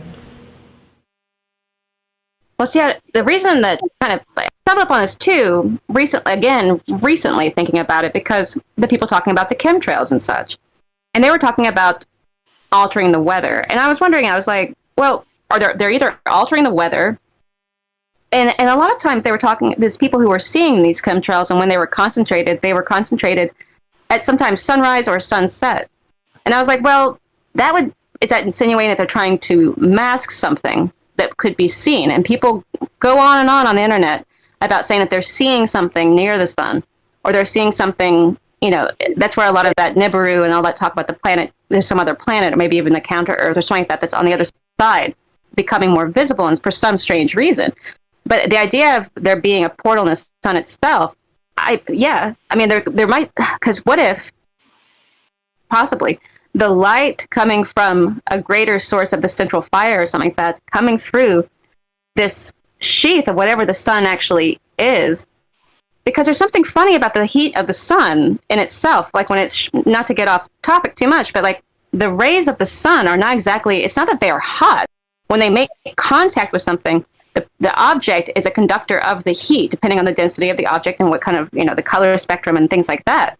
So the light of the sun is not exactly what people would say is like, it's hot rays of sun. You're feeling the heat because you're conducting the strength of the energy from the sun. So there's this weird thing going on there too. And then you think about that there's something coming and going, or the solar flares, or the solar minimum and maximum, and the 11 cycles. So and the planetary alignments, the 5 planetary alignments of Mercury, Venus, and when I talk about these alignments of the planets and that it has something to do with the solar cycle, there definitely seems to be some kind of connection that they are aware of. And knowledge is power, like this type of old information, like the guy with the coral castle. And if they're keeping the secret in their mystery schools and their secret societies, they must know a great deal about the real significance. And we're kind of just fumbling around the edges trying to understand, because the wisdom might be so vast that to comprehend it, you have to be initiated or know somehow. But there may be a case where there's something overriding that. The energies of the power of the source of the energy of the universe may be overriding their secret societies and going directly to the source inside of us to sort of allow the information to be known, whether you're part of a society or not. Yeah, go ahead, Daryl. I got a thought too regarding the Saturn death cult that we talked about a while back with Jennifer. But go ahead, Daryl. No, I just wonder. What you said about the chemtrails. I mean, there was one point where they actually took our telescopes offline, and they said, "Oh, there was a fire in one of them or something, so we couldn't look at the sun." But there was something probably there, and I got to tell you guys, I saw 2 sunrises. Once from the east, and one was from the north, south, east, west, south. Sorry, I saw the sun rising in the south and rising in the east, and I was hysterical. I just put my covers over my head. I was so scared. I'm like, why am I seeing 2 suns? Just saying. I think it might have been Nibiru. I'm not sure, but I'm just wondering. Like, there are other galaxies that two suns is very common. I'm just wondering what it would look like in the sky. Would we actually see 2 suns that were like very similar in shape and size? Or, is it like this, Sirius is so far away. And I just wonder if when Sirius does align with the sun, is that how we see like those planet-sized probably ships that go through the sun and out of the sun and in and out of the sun? And you can see this. It's been documented. I mean, unless it's all CGI, I don't think so, because you could watch it live. So I'm just wondering, there's something with the technology that can transverse the sun, and maybe you're right, there might be some holes in the sun. Looks like there's holes in the sun sometimes with the solar cycles. Maybe they know how to go through those holes that are probably very cold. Perhaps. I'm just rambling here. I don't know what I'm talking about. Hey, you're fine, Daryl. Join the club. I don't call myself this, but I like to think of myself as Ramblosaurus Rex. It's all good. You're in the right place. you're in the right place. Definitely in the right place. Go ahead. The other thing, those Dogon people from Mali, they were saying that these people from Sirius were like, what did they call it? Ambidextrous, not ambidextrous. So they could write with their left hand and their right hand. No, they were, hermaphrodites. They had both sexes. Yes. Yep. That And is they were true. also aquatic as well. So they needed water to kind of live. You know, they were somehow like mermaid hermaphrodites. I don't know. How would they make that shit up? You know, that just is something that, I don't know, very interesting. I find that whole thing very interesting. That's all. That's all. That's all. You're the best, Daryl. Daryl, good friend of mine, good friend of the show. Check it out. She's got a YouTube channel. Links in the description down below. I forgot to say this for James too, because we were running out of time at the end. Both James and Daryl have YouTube. Daryl has a YouTube channel. James has a podcast. Links in the description. Please follow these folks. They're such good friends of this show, such good friends of mine, and always bring in amazing takes to the conversations we have. Thank you, Daryl, for being you. Thanks for chiming in, and thanks for having amazing questions. You're the best. And thank you, Jennifer, for bringing this show to the station. It's great. Great show. Love you, Daryl. Absolutely. Fire, Jennifer, fire. All right, look, this is the thing, right? I got this final thought. And look, we can go a little, you okay to go a little long, Jen? You don't have to. I'm thinking maybe. Oh, yeah, that's fine. I'm thinking maybe I will a little bit, but this is the thing, right? Because there's a lot to talk about regarding this idea of that. Like I said, during the last break, I was talking about this romanticism in me, and I don't mean it as like Romeo or something, you know, none of that stuff. I mean it like in terms of light and darkness, and that if the darkest dark exists, then the lightest of light exists.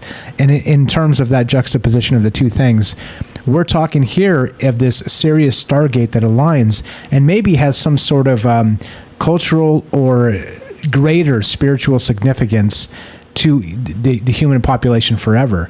And again, there's a reason why during this time, again, we're talking about the 4th of July, we're talking about Independence Day for the United States, which is a new Babylon. We're talking about all kinds of different things in terms of CERN and, you know, like the God particle announced on the 4th of July.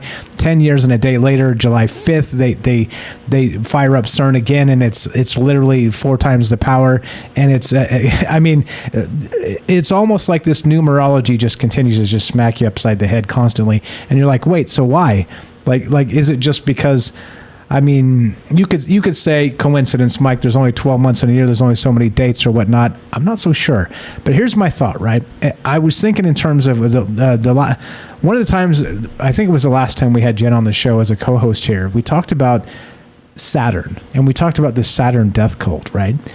So if that's happening, and we have this sort of Saturn control mechanism that's been in place forever, as long as humans have existed, I wonder if this idea of the Sirius, the dog star, and again, dog spelled backwards, God, all that stuff, the Dogon Tribe, the Dogon, like you said, the goddess, what is it? Is it what was the name of the goddess? Anyway. Bow? What was it? Sorry? Bow? Like Bow Wow? Yeah, Bow. I'm sorry, Bow. Yeah, Bow Wow. Yeah, So I don't know. It makes me wonder if this is sort of that idea that locks us out. It's like a version of the cosmos that sort of locks into shape and allows, I don't know, like what would you say, like maybe a cosmic venting of steam, you know what I mean, from these control mechanisms. And again, you know, like you can talk about Saturnalia and Christmas and the rest of that stuff is literally the opposite of the 4th of July, right? That same sort of, you got like the shortest day of the year, the longest day of the year, and they're, well, opposites. So in those terms, if we're talking about Saturnalia and that death cult, well, what about if this is the opposite in terms of this alignment of the Sirius star and maybe a letting of steam in sort of an ascension process? It makes sense to me. It really tracks in those terms. And I tell you what, I've always been a summer guy. I feel like I'm thriving when the sun is out. And I feel just, you know, it's easy for me to feel miserable when it's not. Anyway, your thought on that entire thing there, I know it was a lot, but we got a few minutes left, and like I said, we can go a little bit long too, but you got like, let's say 90-second quick answer, and then we'll wrap this up and then jump off the radio here. Well, if Saturn is the god of time and order in our society, and everything is kind of shaped around this mythos of Saturn, and the only day, like, for example, Saturday itself being a day of rest, even though it's where nothing is done. It's this strange thing going on there where if we are being ruled by time and by the powers of Kronos, of Saturn, and it did have something to do with our original cosmology and the lineup of the planets, and that we may have initially been interacting with Saturn in a much closer way, and that it's been kind of pushed out of the solar system in ancient times, but that Sirius itself is in constant ellipsis with our own sun and ourselves. If it's bringing the consciousness back in a way that we are not under, if it somehow elevates us out of this circuit, this circus of order. There's a lot to that. But then I think it is possible that somehow Sirius and the light of the true light, seen in a negative way in a lot of ways, is illuminating the truth of what we are, but they are putting their own capstone of it on top of it to try to conceal it from us. And that's why it's the hidden God, in a way, because they are kind of channeling that energy just for themselves or trying to prevent it. But it probably has been that way for a long time, but eventually it can't be that way anymore when there's actually the time where Sirius is close to the sun, as it's moving closer to us now. It probably can't be denied anymore, but they may have known that all along. So I think there is something to it. Something to it. So that would be the Dark Lodge, the cosmic mind, and again, like I said, that sort of that romanticism of a cosmic light and a cosmic dark. Again, like I said, this is you believe what you believe. This is a conversation. Please give Jennifer here a follow. She's got a YouTube channel about to become active again, she tells me, and looking forward to more content from her. Please follow. Links in the description. Thank you. Special thanks to Jennifer for making this show happen. I'd never heard of the idea of the Sirius Stargate, and here we are. You are the best. Thank you so much. If you're listening to us on the Fringe FM, stay tuned for Joe Roop, Lighting the Void. If you're listening to us on any other platform, including the podcast feed, stay tuned for a third hour of Troubled Minds. Oh, click the thing, we're out of time. Oh, geez. Hey, sometimes you just run out of time. All right, there we go. We're off the radio. All right, there we go. That's the thing. Click the thing, do the thing. All right, it's all good. I think we're fine. If you don't do it just right, this is the embarrassing part, right? It was always just the buttons and whatnot. Yeah, the buttons. The buttons. The thing the sun. The weird thing too about the sun aspect, like our sun that we're actually looking at, when people do see that weird thing with the, it's called a sun dog. It's a sun dog, and I wanted to point that out too because that's supposedly, people have said, oh, well, maybe there's another sun itself, but the effect that people are talking about is that they actually see something near the sun, or there's activity happening around the sun, that kind of thing. But as far as the heat of the sun, it's true that if you put it's like if you think about a microwave, inside a microwave, it's not hot. It's the heat from, it's the way that the rays inside the microwave are hitting the object inside of it is what heats it up. It's the contact with something that conducts the heat, the energy to heat. And the same thing is happening with the sun. It's not that the sun's energy inside that we're feeling here is hot. It's the reflection when it hits and absorbs into it. It conducts the energy into heat. Oops. Never mind. I'm here with you. I got you.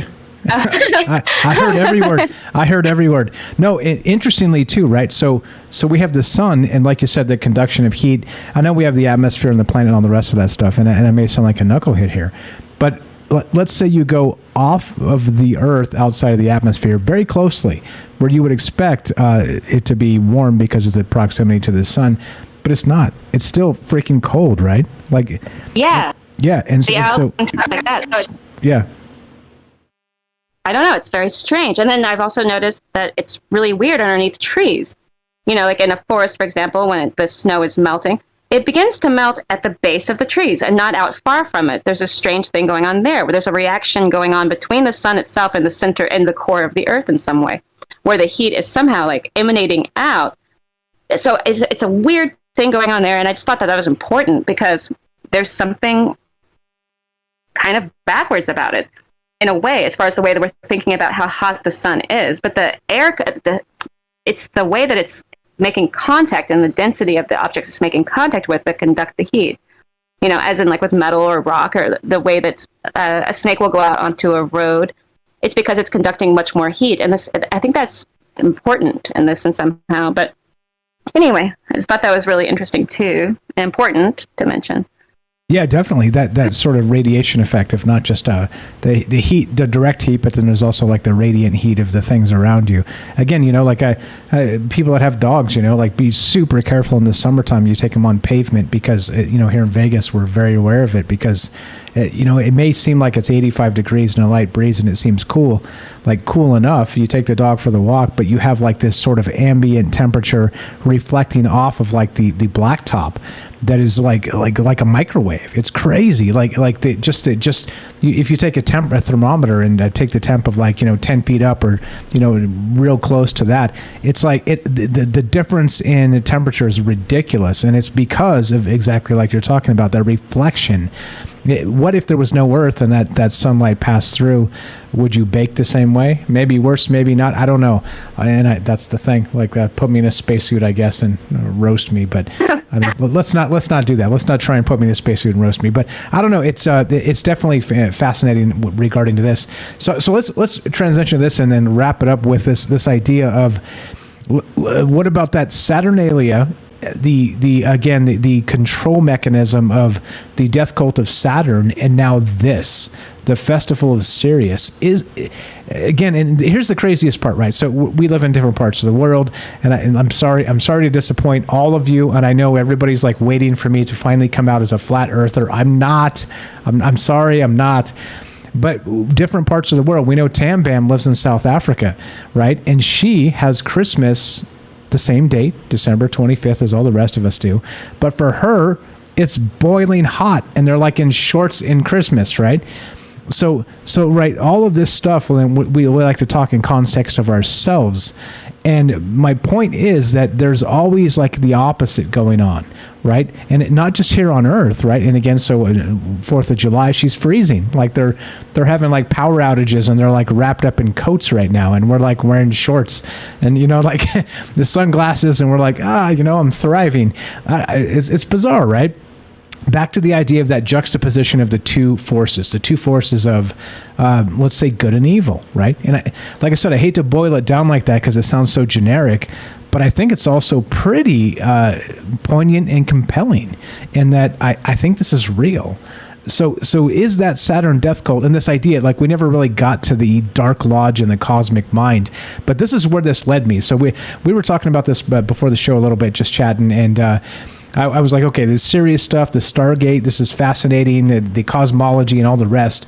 But it led me to this point where one individual was talking about this idea called a Dark Lodge, the Dark Lodge versus the cosmic mind. And it is the same thing again as that Philip K. Dick thing. In his term, it was the divine architect and the dark counterplayer, but it's the same thing, like these same concepts over and over and over again. And how does this play into this idea of Sirius? We can wrap up with that. How you doing, Jen? You feeling good? How's everything tonight? Doing good. Yes, and it made me think of the Yazidi thing. Because Crowley, he founded the Order of the Silver Star, and it was based off of Sirius. Most people would agree that it was based off Sirius because that was the prominent star that he was interested in.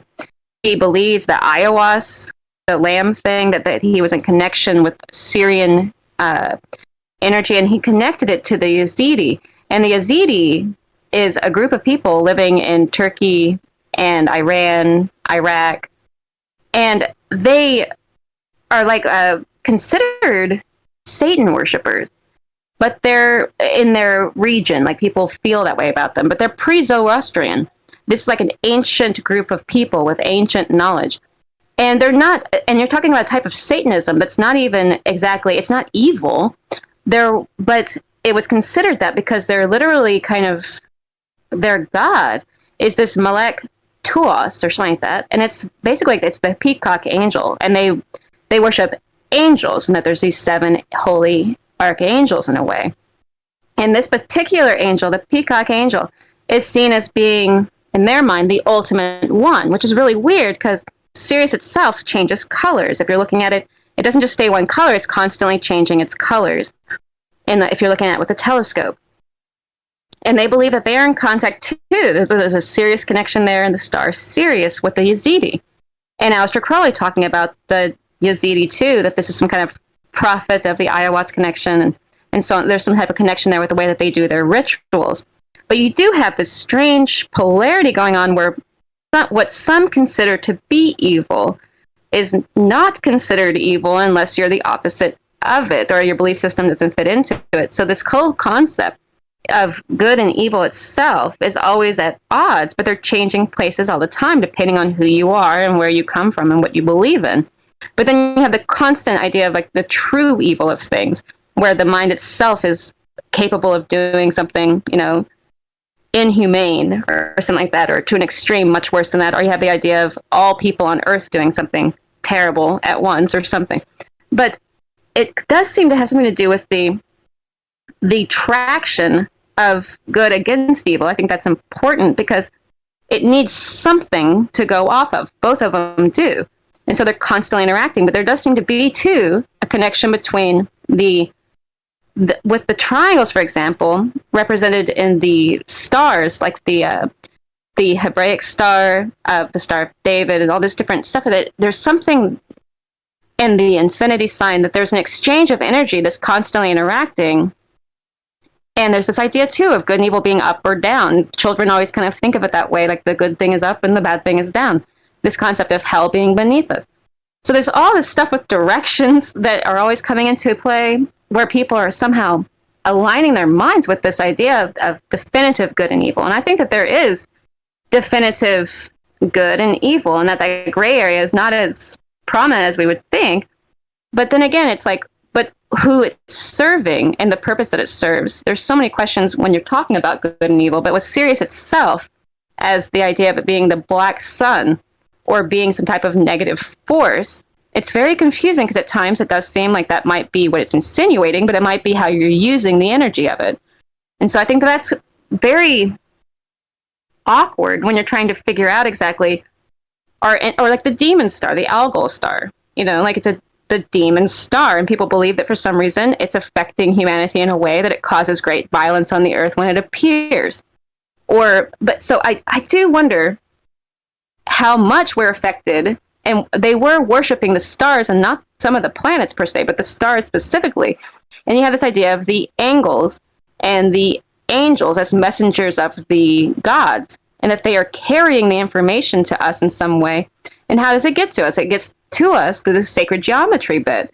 And it somehow is aligning, though, with this magnetic field thing, where you have the North and the South Pole directional energy that's ever continuously circling itself, circulating this energy of good and evil through us all, So, and the weird thing about the tree that was brought up last thing, because I kind of like wandering off with it, just, thinking about it. But, in one of the old stories, it's not that the snake is evil, it's guarding the apple.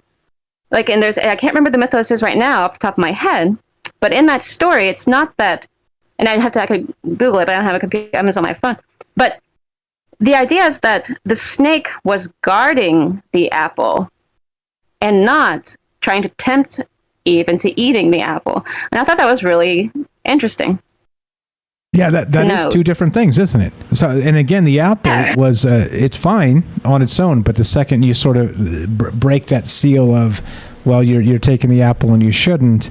Well, if the snake is guarding that, against like literally the strife of all humankind forever, and I don't mean to be blasphemous here, but who's who, right? Like, who's who? Well, like, okay, the issue of shame, right? Like, if the animals are considered innocent because they live by an instinctual reactionary kind of existence where they just kind of do what they do, and they don't have an idea or a concept really of, unless they're told. Like a dog, for example, or any animal that's punished for what it doesn't really know distinctively that it's doing a good or a bad thing.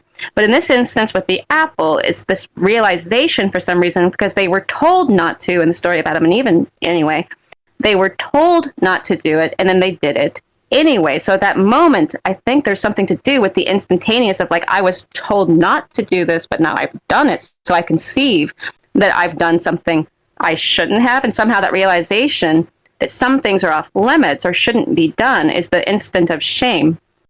And that could be the source of not necessarily evil, but the belief in that you're doing that you are evil because you're going against something you've been told is right to do. But then there's this natural consequence thing where life looks like it's cause and effect.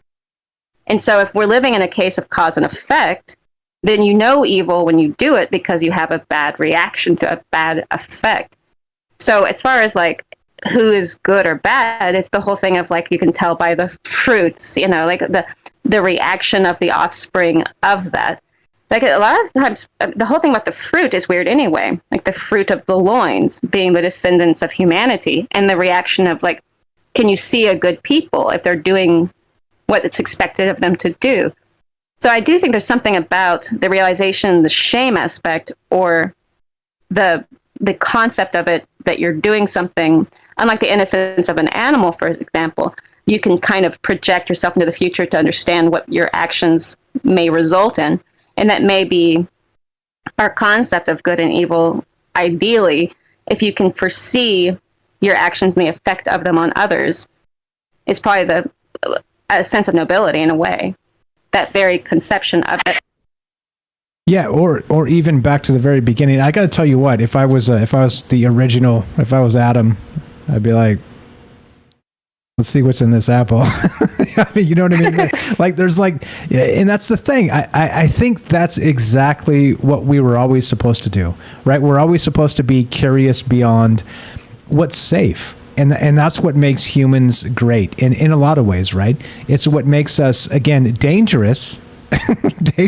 I'll say it. I'll straight say it. Dangerous. But also, it's what makes us great. There are so many things that humans can be in one package, you know? It's like, hey, you know, you got a pistachio. It's like the thing. You got, you know, it's delicious. And it's, you know, it's like, but a pistachio dangerous? I don't know about that. But people, right? People with influence and words and thoughts and ideas and right consciousness and all the rest of this, like, now that can be dangerous. But it also, again, back to the idea of this dark lodge, the cosmic mind, it could be the opposite of that. It could be divine. It could be literally, like you described, are we where we need to be? Well, yeah, we could be. We could be. But I don't know. As always, it's complicated, isn't it? It's complicated. I got to step away for like 30 seconds to grab my dog and bring her in. James, you got anything real quick for Jen? I don't want to keep you for. I know it's been. It is a challenge. Like you do notice, right? When you go 2 hours, 3 hours, you're just like, oh fuck, my brain's like melting. Right? So I don't want to keep you forever here. So we'll wind this down in just a sec. James, you got anything real quick to add to this? I'll be right back in 30 seconds. Help me out, James. James is the glue of the show.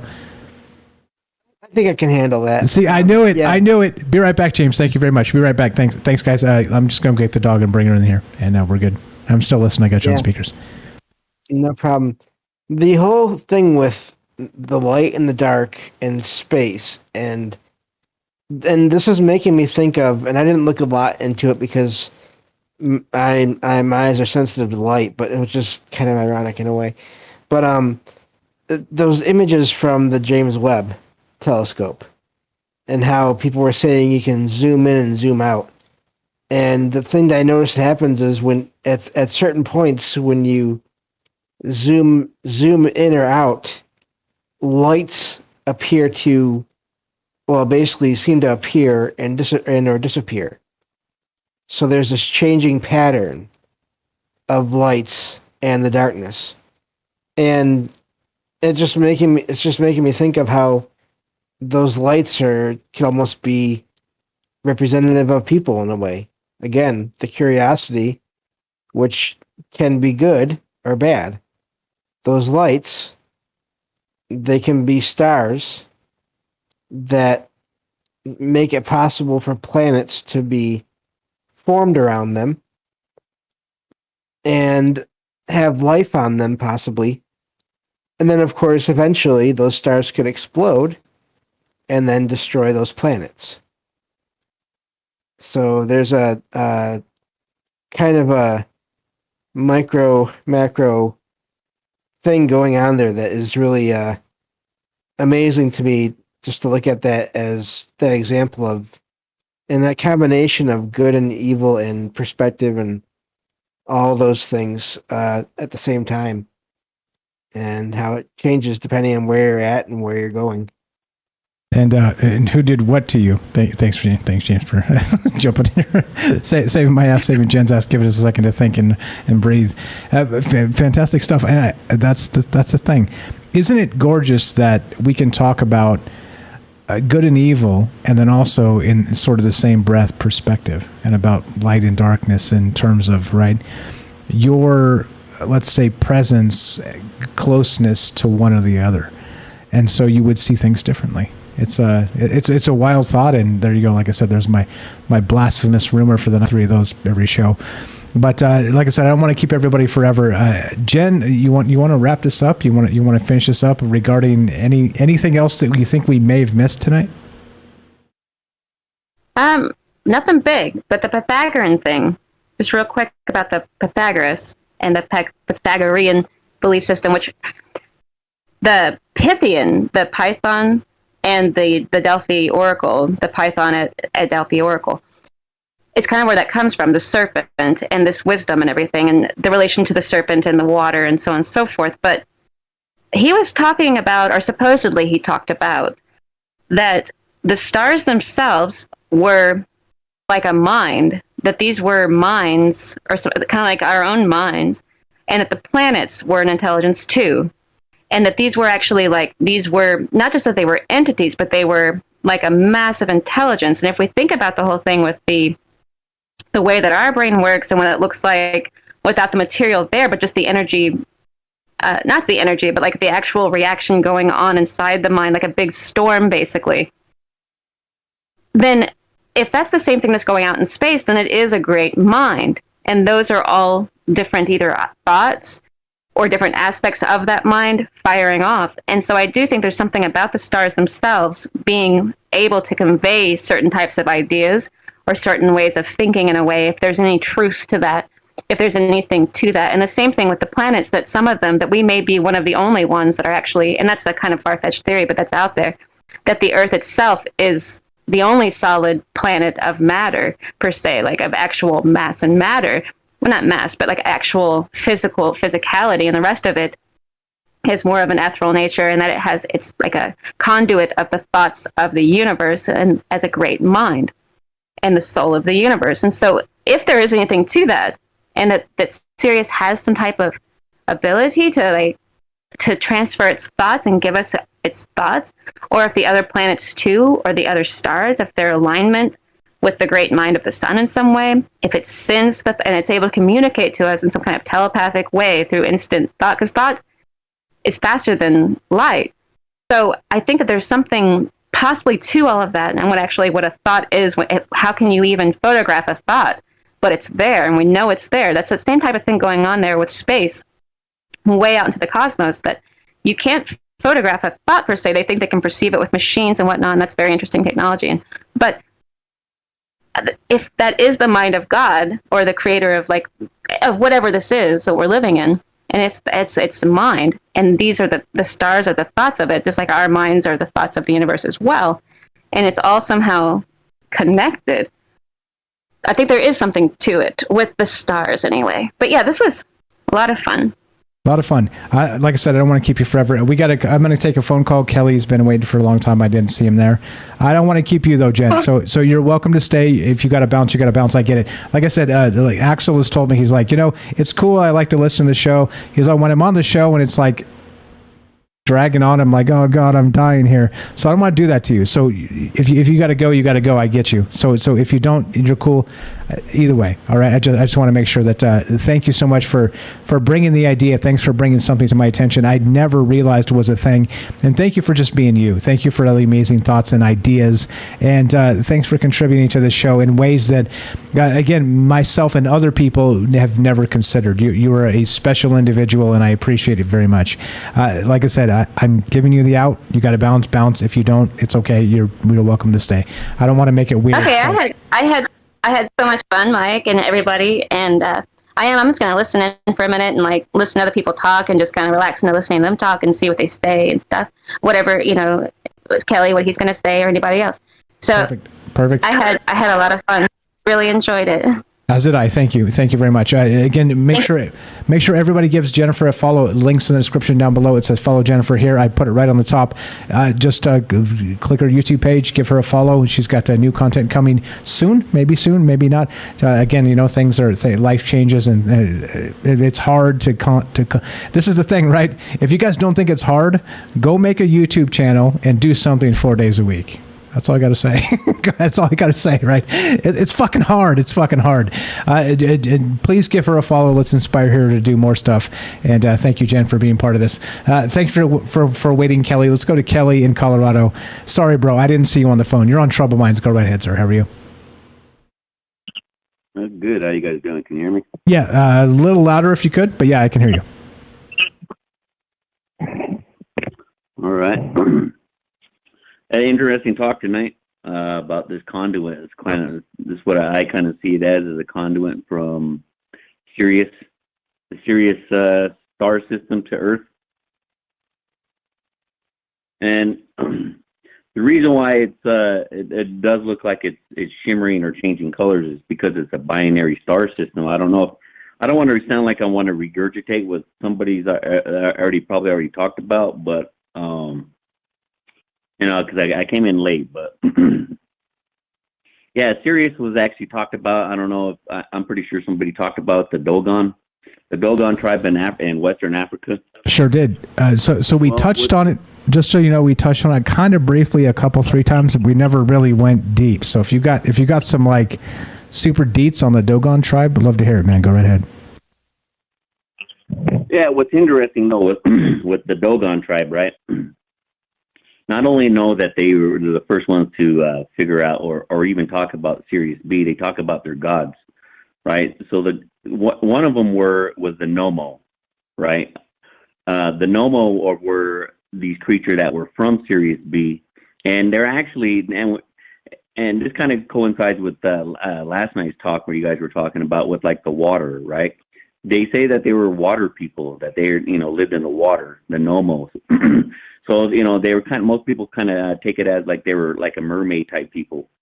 Now, before, and the Nomo, well, their creator god for them too was, they called him Amma, or some people call him Amen. And, what's interesting about that is you can add Egypt to that, right? So in the Upper Egypt and Lower Egypt, they had 2 different type gods, which was, one was Amen and the other one was Ra. And then when they combined the 2, it was Amon-Ra. And most people don't know that's where Christianity gets in when they, when you end when they end their prayer. Amen. So be it. It never has been. No, yeah, amen has never been. So be it. It's they're praying. You just pray. You say Amen, which is the God Amen afterward. He was he's one of the older gods that were in Egypt, and so when you talk about that too, it's like Amen and then Amen-Ra, right? So it's 2 different. These are older pantheon gods of Egypt, right? And if you were to go back even further to the Sumerian, right? With even Sumerian, like what's interesting about that's why I find a link with that one too, is because Enki was known as the water god, and when he first splashed down, they always talk about that they wore their fish suit, right? And even some of the old Sumerian etches or sketches of him, right?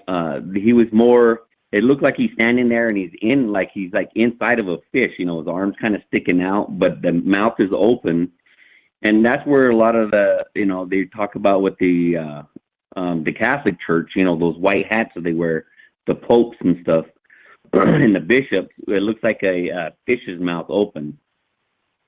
But get back to Enki, he was known as he's, like I said, they don their fish suit and they're known as like water people. So what's interesting too with all that, with water, when you guys just kind of like briefly, I didn't even call in last night, but the water part, there's water all over the universe, right? Like Soho, when they first sent out Soho, the Soho satellite to observe the moon or the sun, they were detecting. You know what they were detecting? They were detecting water that was coming off the sun. The reason why, because it's pure hydrogen, right? And to get back with that too, it's I kind of have like two different theories. Like I don't know if this planet Nibiru that's claimed that these guys were from, if it does have an elliptical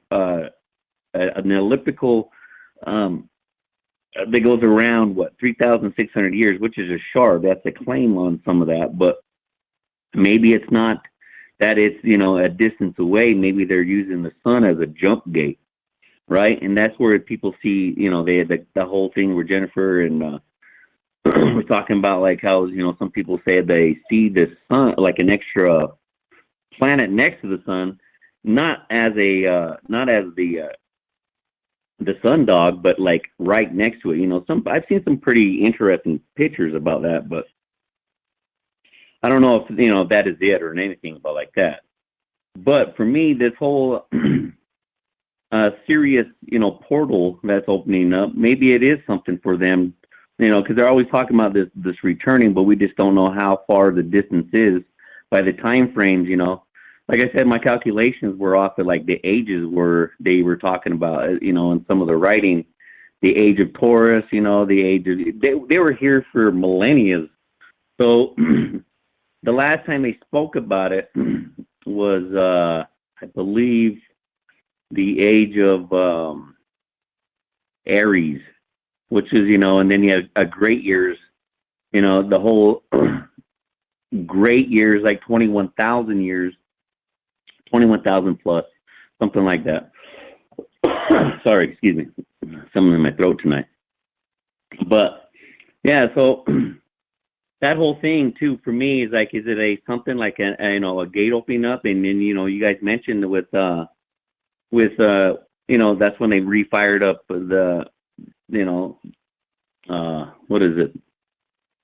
The hell's it called again? CERN. Yeah, they fired up CERN again. So when that happened, it's weird. It's a kind of a strange thing that they want to, fire that up. It's even now powerful, and at the same time, around the same dates as this gate opens up.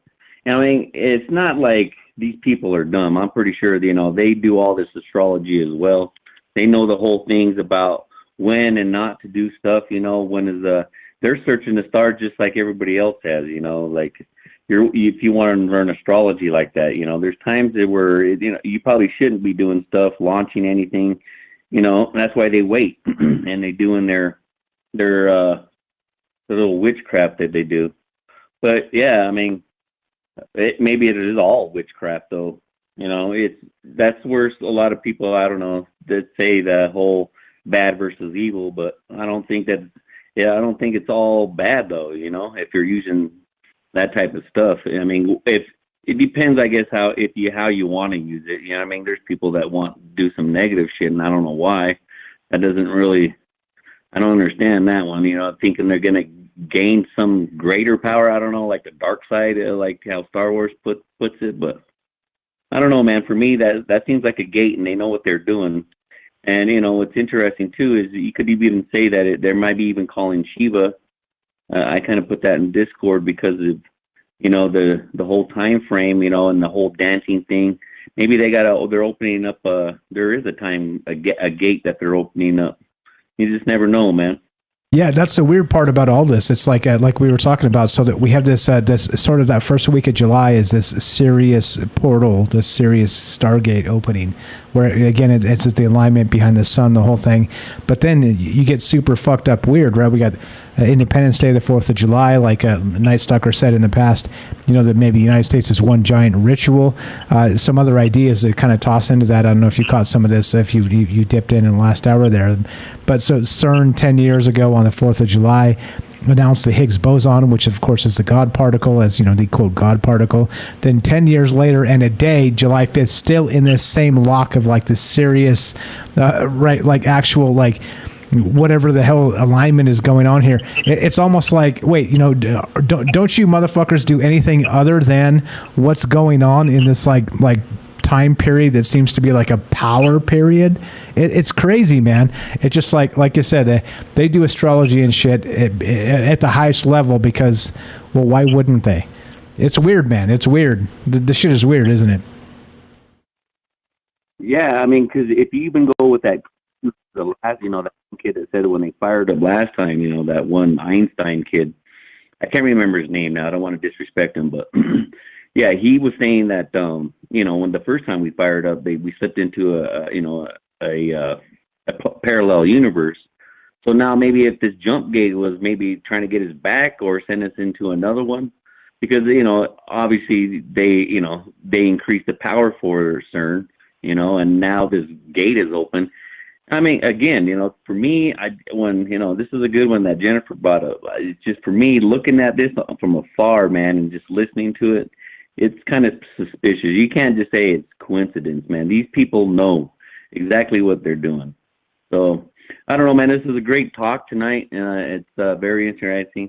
I'm sorry I missed earlier. It would have been great to hear everybody's takes, but yeah, man, this one's when I was just from what I caught from the back end of it. Yeah, that's why I just wanted to kind of add that into it, where these Nomo creatures, where they came from, but is actually in addition to where I believe is the Sumerian. So I don't know, man. I don't know if Nibiru is the planet, or maybe it's a rogue planet from the Sirius star system, because Sirius, not only that, with Palladian, with the Palladian star system, which is the Seven Sisters, or even Orion's belt, you have these things that people, yes, it's up in the sky, but why would they, these things are made from precision, right? So it's kind of hard to believe. That's why a lot of people, it's kind of hard, that pill, right, anyway, of Nibiru or Planet X. But science claims that there is, but they don't want to call it Nibiru like what Zachariah Stinson calls it. But I don't know, man. Again, this planet has also been probably visited many times by many different people. So I don't know, man.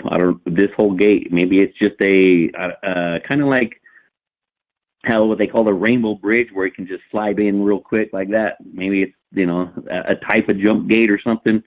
But yeah, what's weird now too is what sucks is right here in Colorado, man, it's been cloudy lately at night, so I can't pull my telescope out to get some good views of what's going on. And it's just weird. Like all day it'd be sunny and beating down on us, and then roll around nighttime and just cloudy. I don't know. It's kind of weird.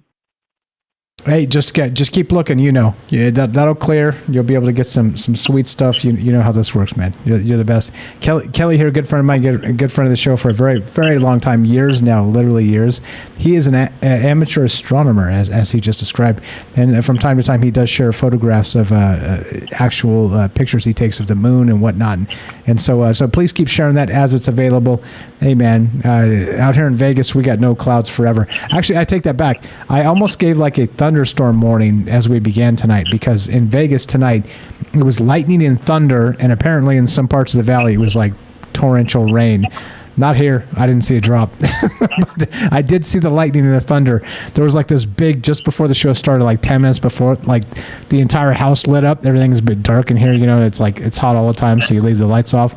Like it's dark in here, and the whole house just lights up like no sound. It's just like, oh shit. I looked at Mrs. Strange. She looked at me like, oh shit. She's all, that's going to be a loud one. Like 4 seconds later, boom, boom, boom, boom. It was amazing. If you guys have never seen a desert thunderstorm, holy shit. It's, you're like, hey, it doesn't rain in the desert. The hell it doesn't. When it does, it's like hell is unleashed. It's crazy. It's so crazy. Kelly, you're the best, bro. I appreciate it very much. All right, man. You guys have a good night. You too, man. Thanks for the call. Thanks for the thoughts. Always a pleasure. There you go. Kelly in Colorado, a good friend of mine. Say hi to Michelle for us. There you go. Hey, look, like I said, this show is always greater than the sum of its parts. I'm one dude. I'm just a knucklehead on the internet with a microphone. But there's a lot of cosmic musings, a lot of cosmic things that are probably at play here that we have no idea as people what the hell is really going on. And so I think it's worthy of conversation, and that's what we do here. We still got James, and thanks James for sticking in and helping us out the entire time here. And we got Daryl. So let's go to Daryl first. If you got any final thoughts, then we'll go to James and we'll finish this sucker up. Daryl, you there? Daryl in New York. Hi guys. You were I on just want to Troubled say, Minds. what a great show! What a great show! And I don't know. The next time,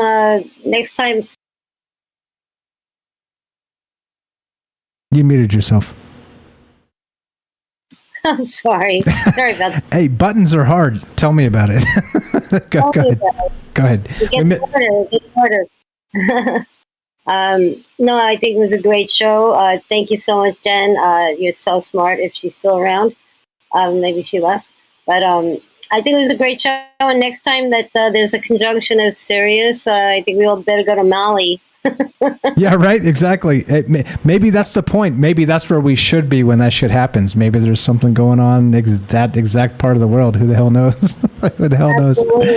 And very nice coral reef there, by the way. Oh, really? Okay. Yeah. Hey, maybe that's where the actual bunker needs to be built, and when the world ends, the humans will emerge from underground and rebuilt. Daryl, you're amazing. Regarding what you just said, I want to say this earlier too, but I didn't want to make it like that. But I'm going to make it like that now because it's late and I can say it. When Jennifer was talking near the end there, I was like, "Hey, I know it's not a competition, but you were so much smarter than me. like, what the fuck? Like, you're making me feel like a moron here." Anyway, please. Sorry, go ahead. No. So bright.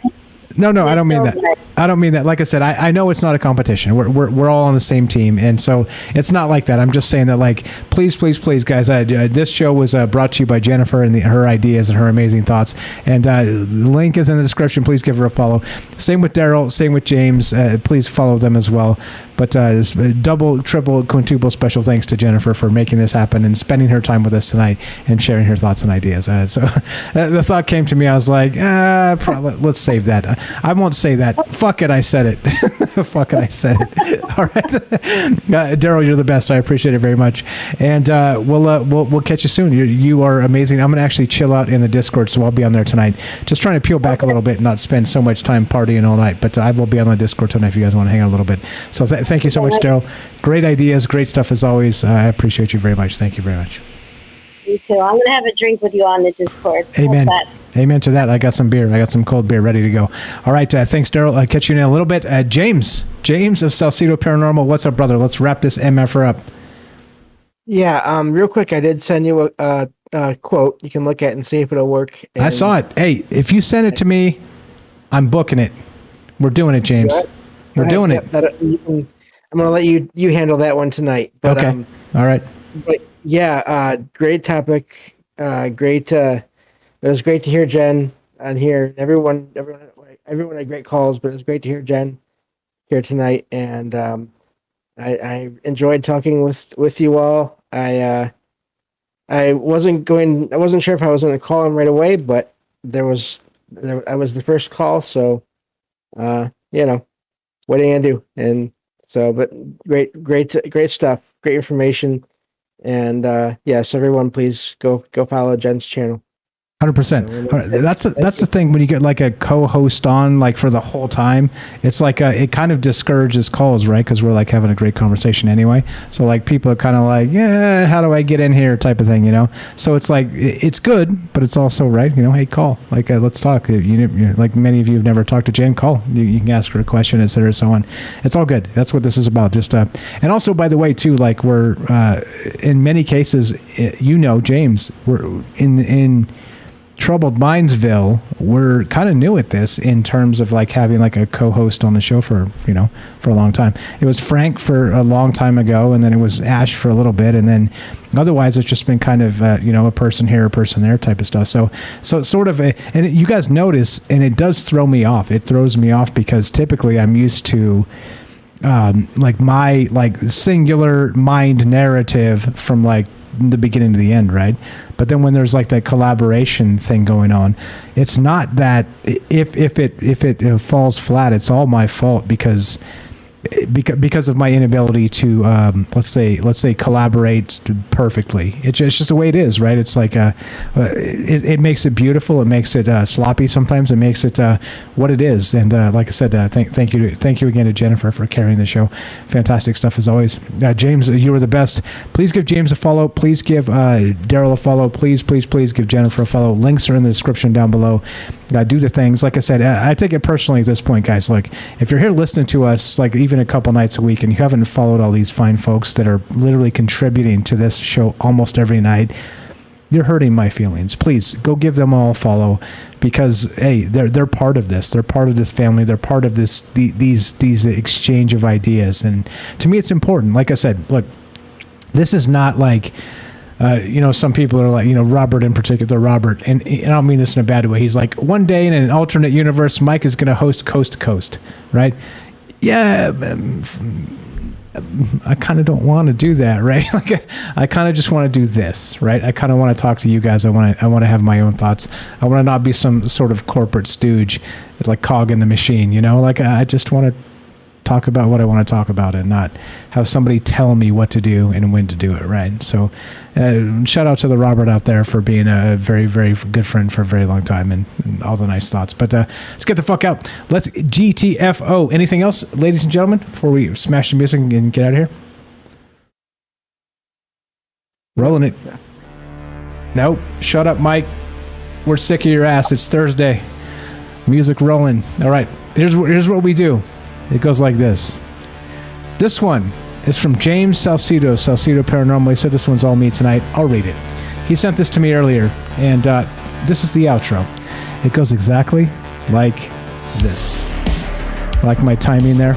You might think I was a musician or something. To confine our attention only to terrestrial matters would be to limit the human spirit. Amen to that. That's by Stephen Hawking and sent to me by none other than my good friend James Salcido of Salcido Paranormal. There you go. Let's get the hell out of here. Happy Thursday, guys. Again, a fantastic Troubled Minds week. This has been a banger. The last 2 weeks have been absolutely wild with news cycles and shit, and it makes me wonder. It seriously makes me wonder about that CERN stuff. Like, what the fuck?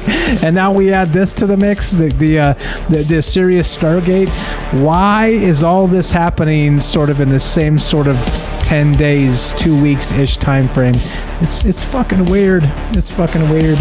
All right, what's up, Wanda? I see you there. I see you there in the chat. How are you? All right, we're going to get the hell out. If you want to help the show, there are a number of ways to do it. Look, and listen, and this is the thing, too. I don't spend a ton of time saying, hey, buy the t-shirts, buy the books, do the this, do the that. I don't spend a ton of time doing that because it's not about that. In the end, if you want to help, right? You know where to find me, and that's that. But the thing is this. There are ways to help if you enjoy the show and you appreciate these conversations, the great conversation, as I'm calling it in modern terms. Well, if you want to help, you can, again, number one, Rockfin. Sub up on Rockfin directly to the channel. Links in the description down below. Number two, Patreon. Fantastic way. They don't take a ton in cut. Number three, troubledfans.com. You can find merch, shirts. There's all kinds of new designs up there. There's hats. I got your hat coming, James. I'll get it in the next few days and then I'll send it on to you. The thing is this, right? Like I said, I didn't do this to ever be rich. This is not what this is about, right?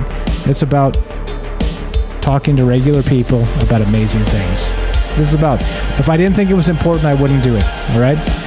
There we go. But if you do want to help, there are ways. You can sub up on Twitch. They take half. It sucks.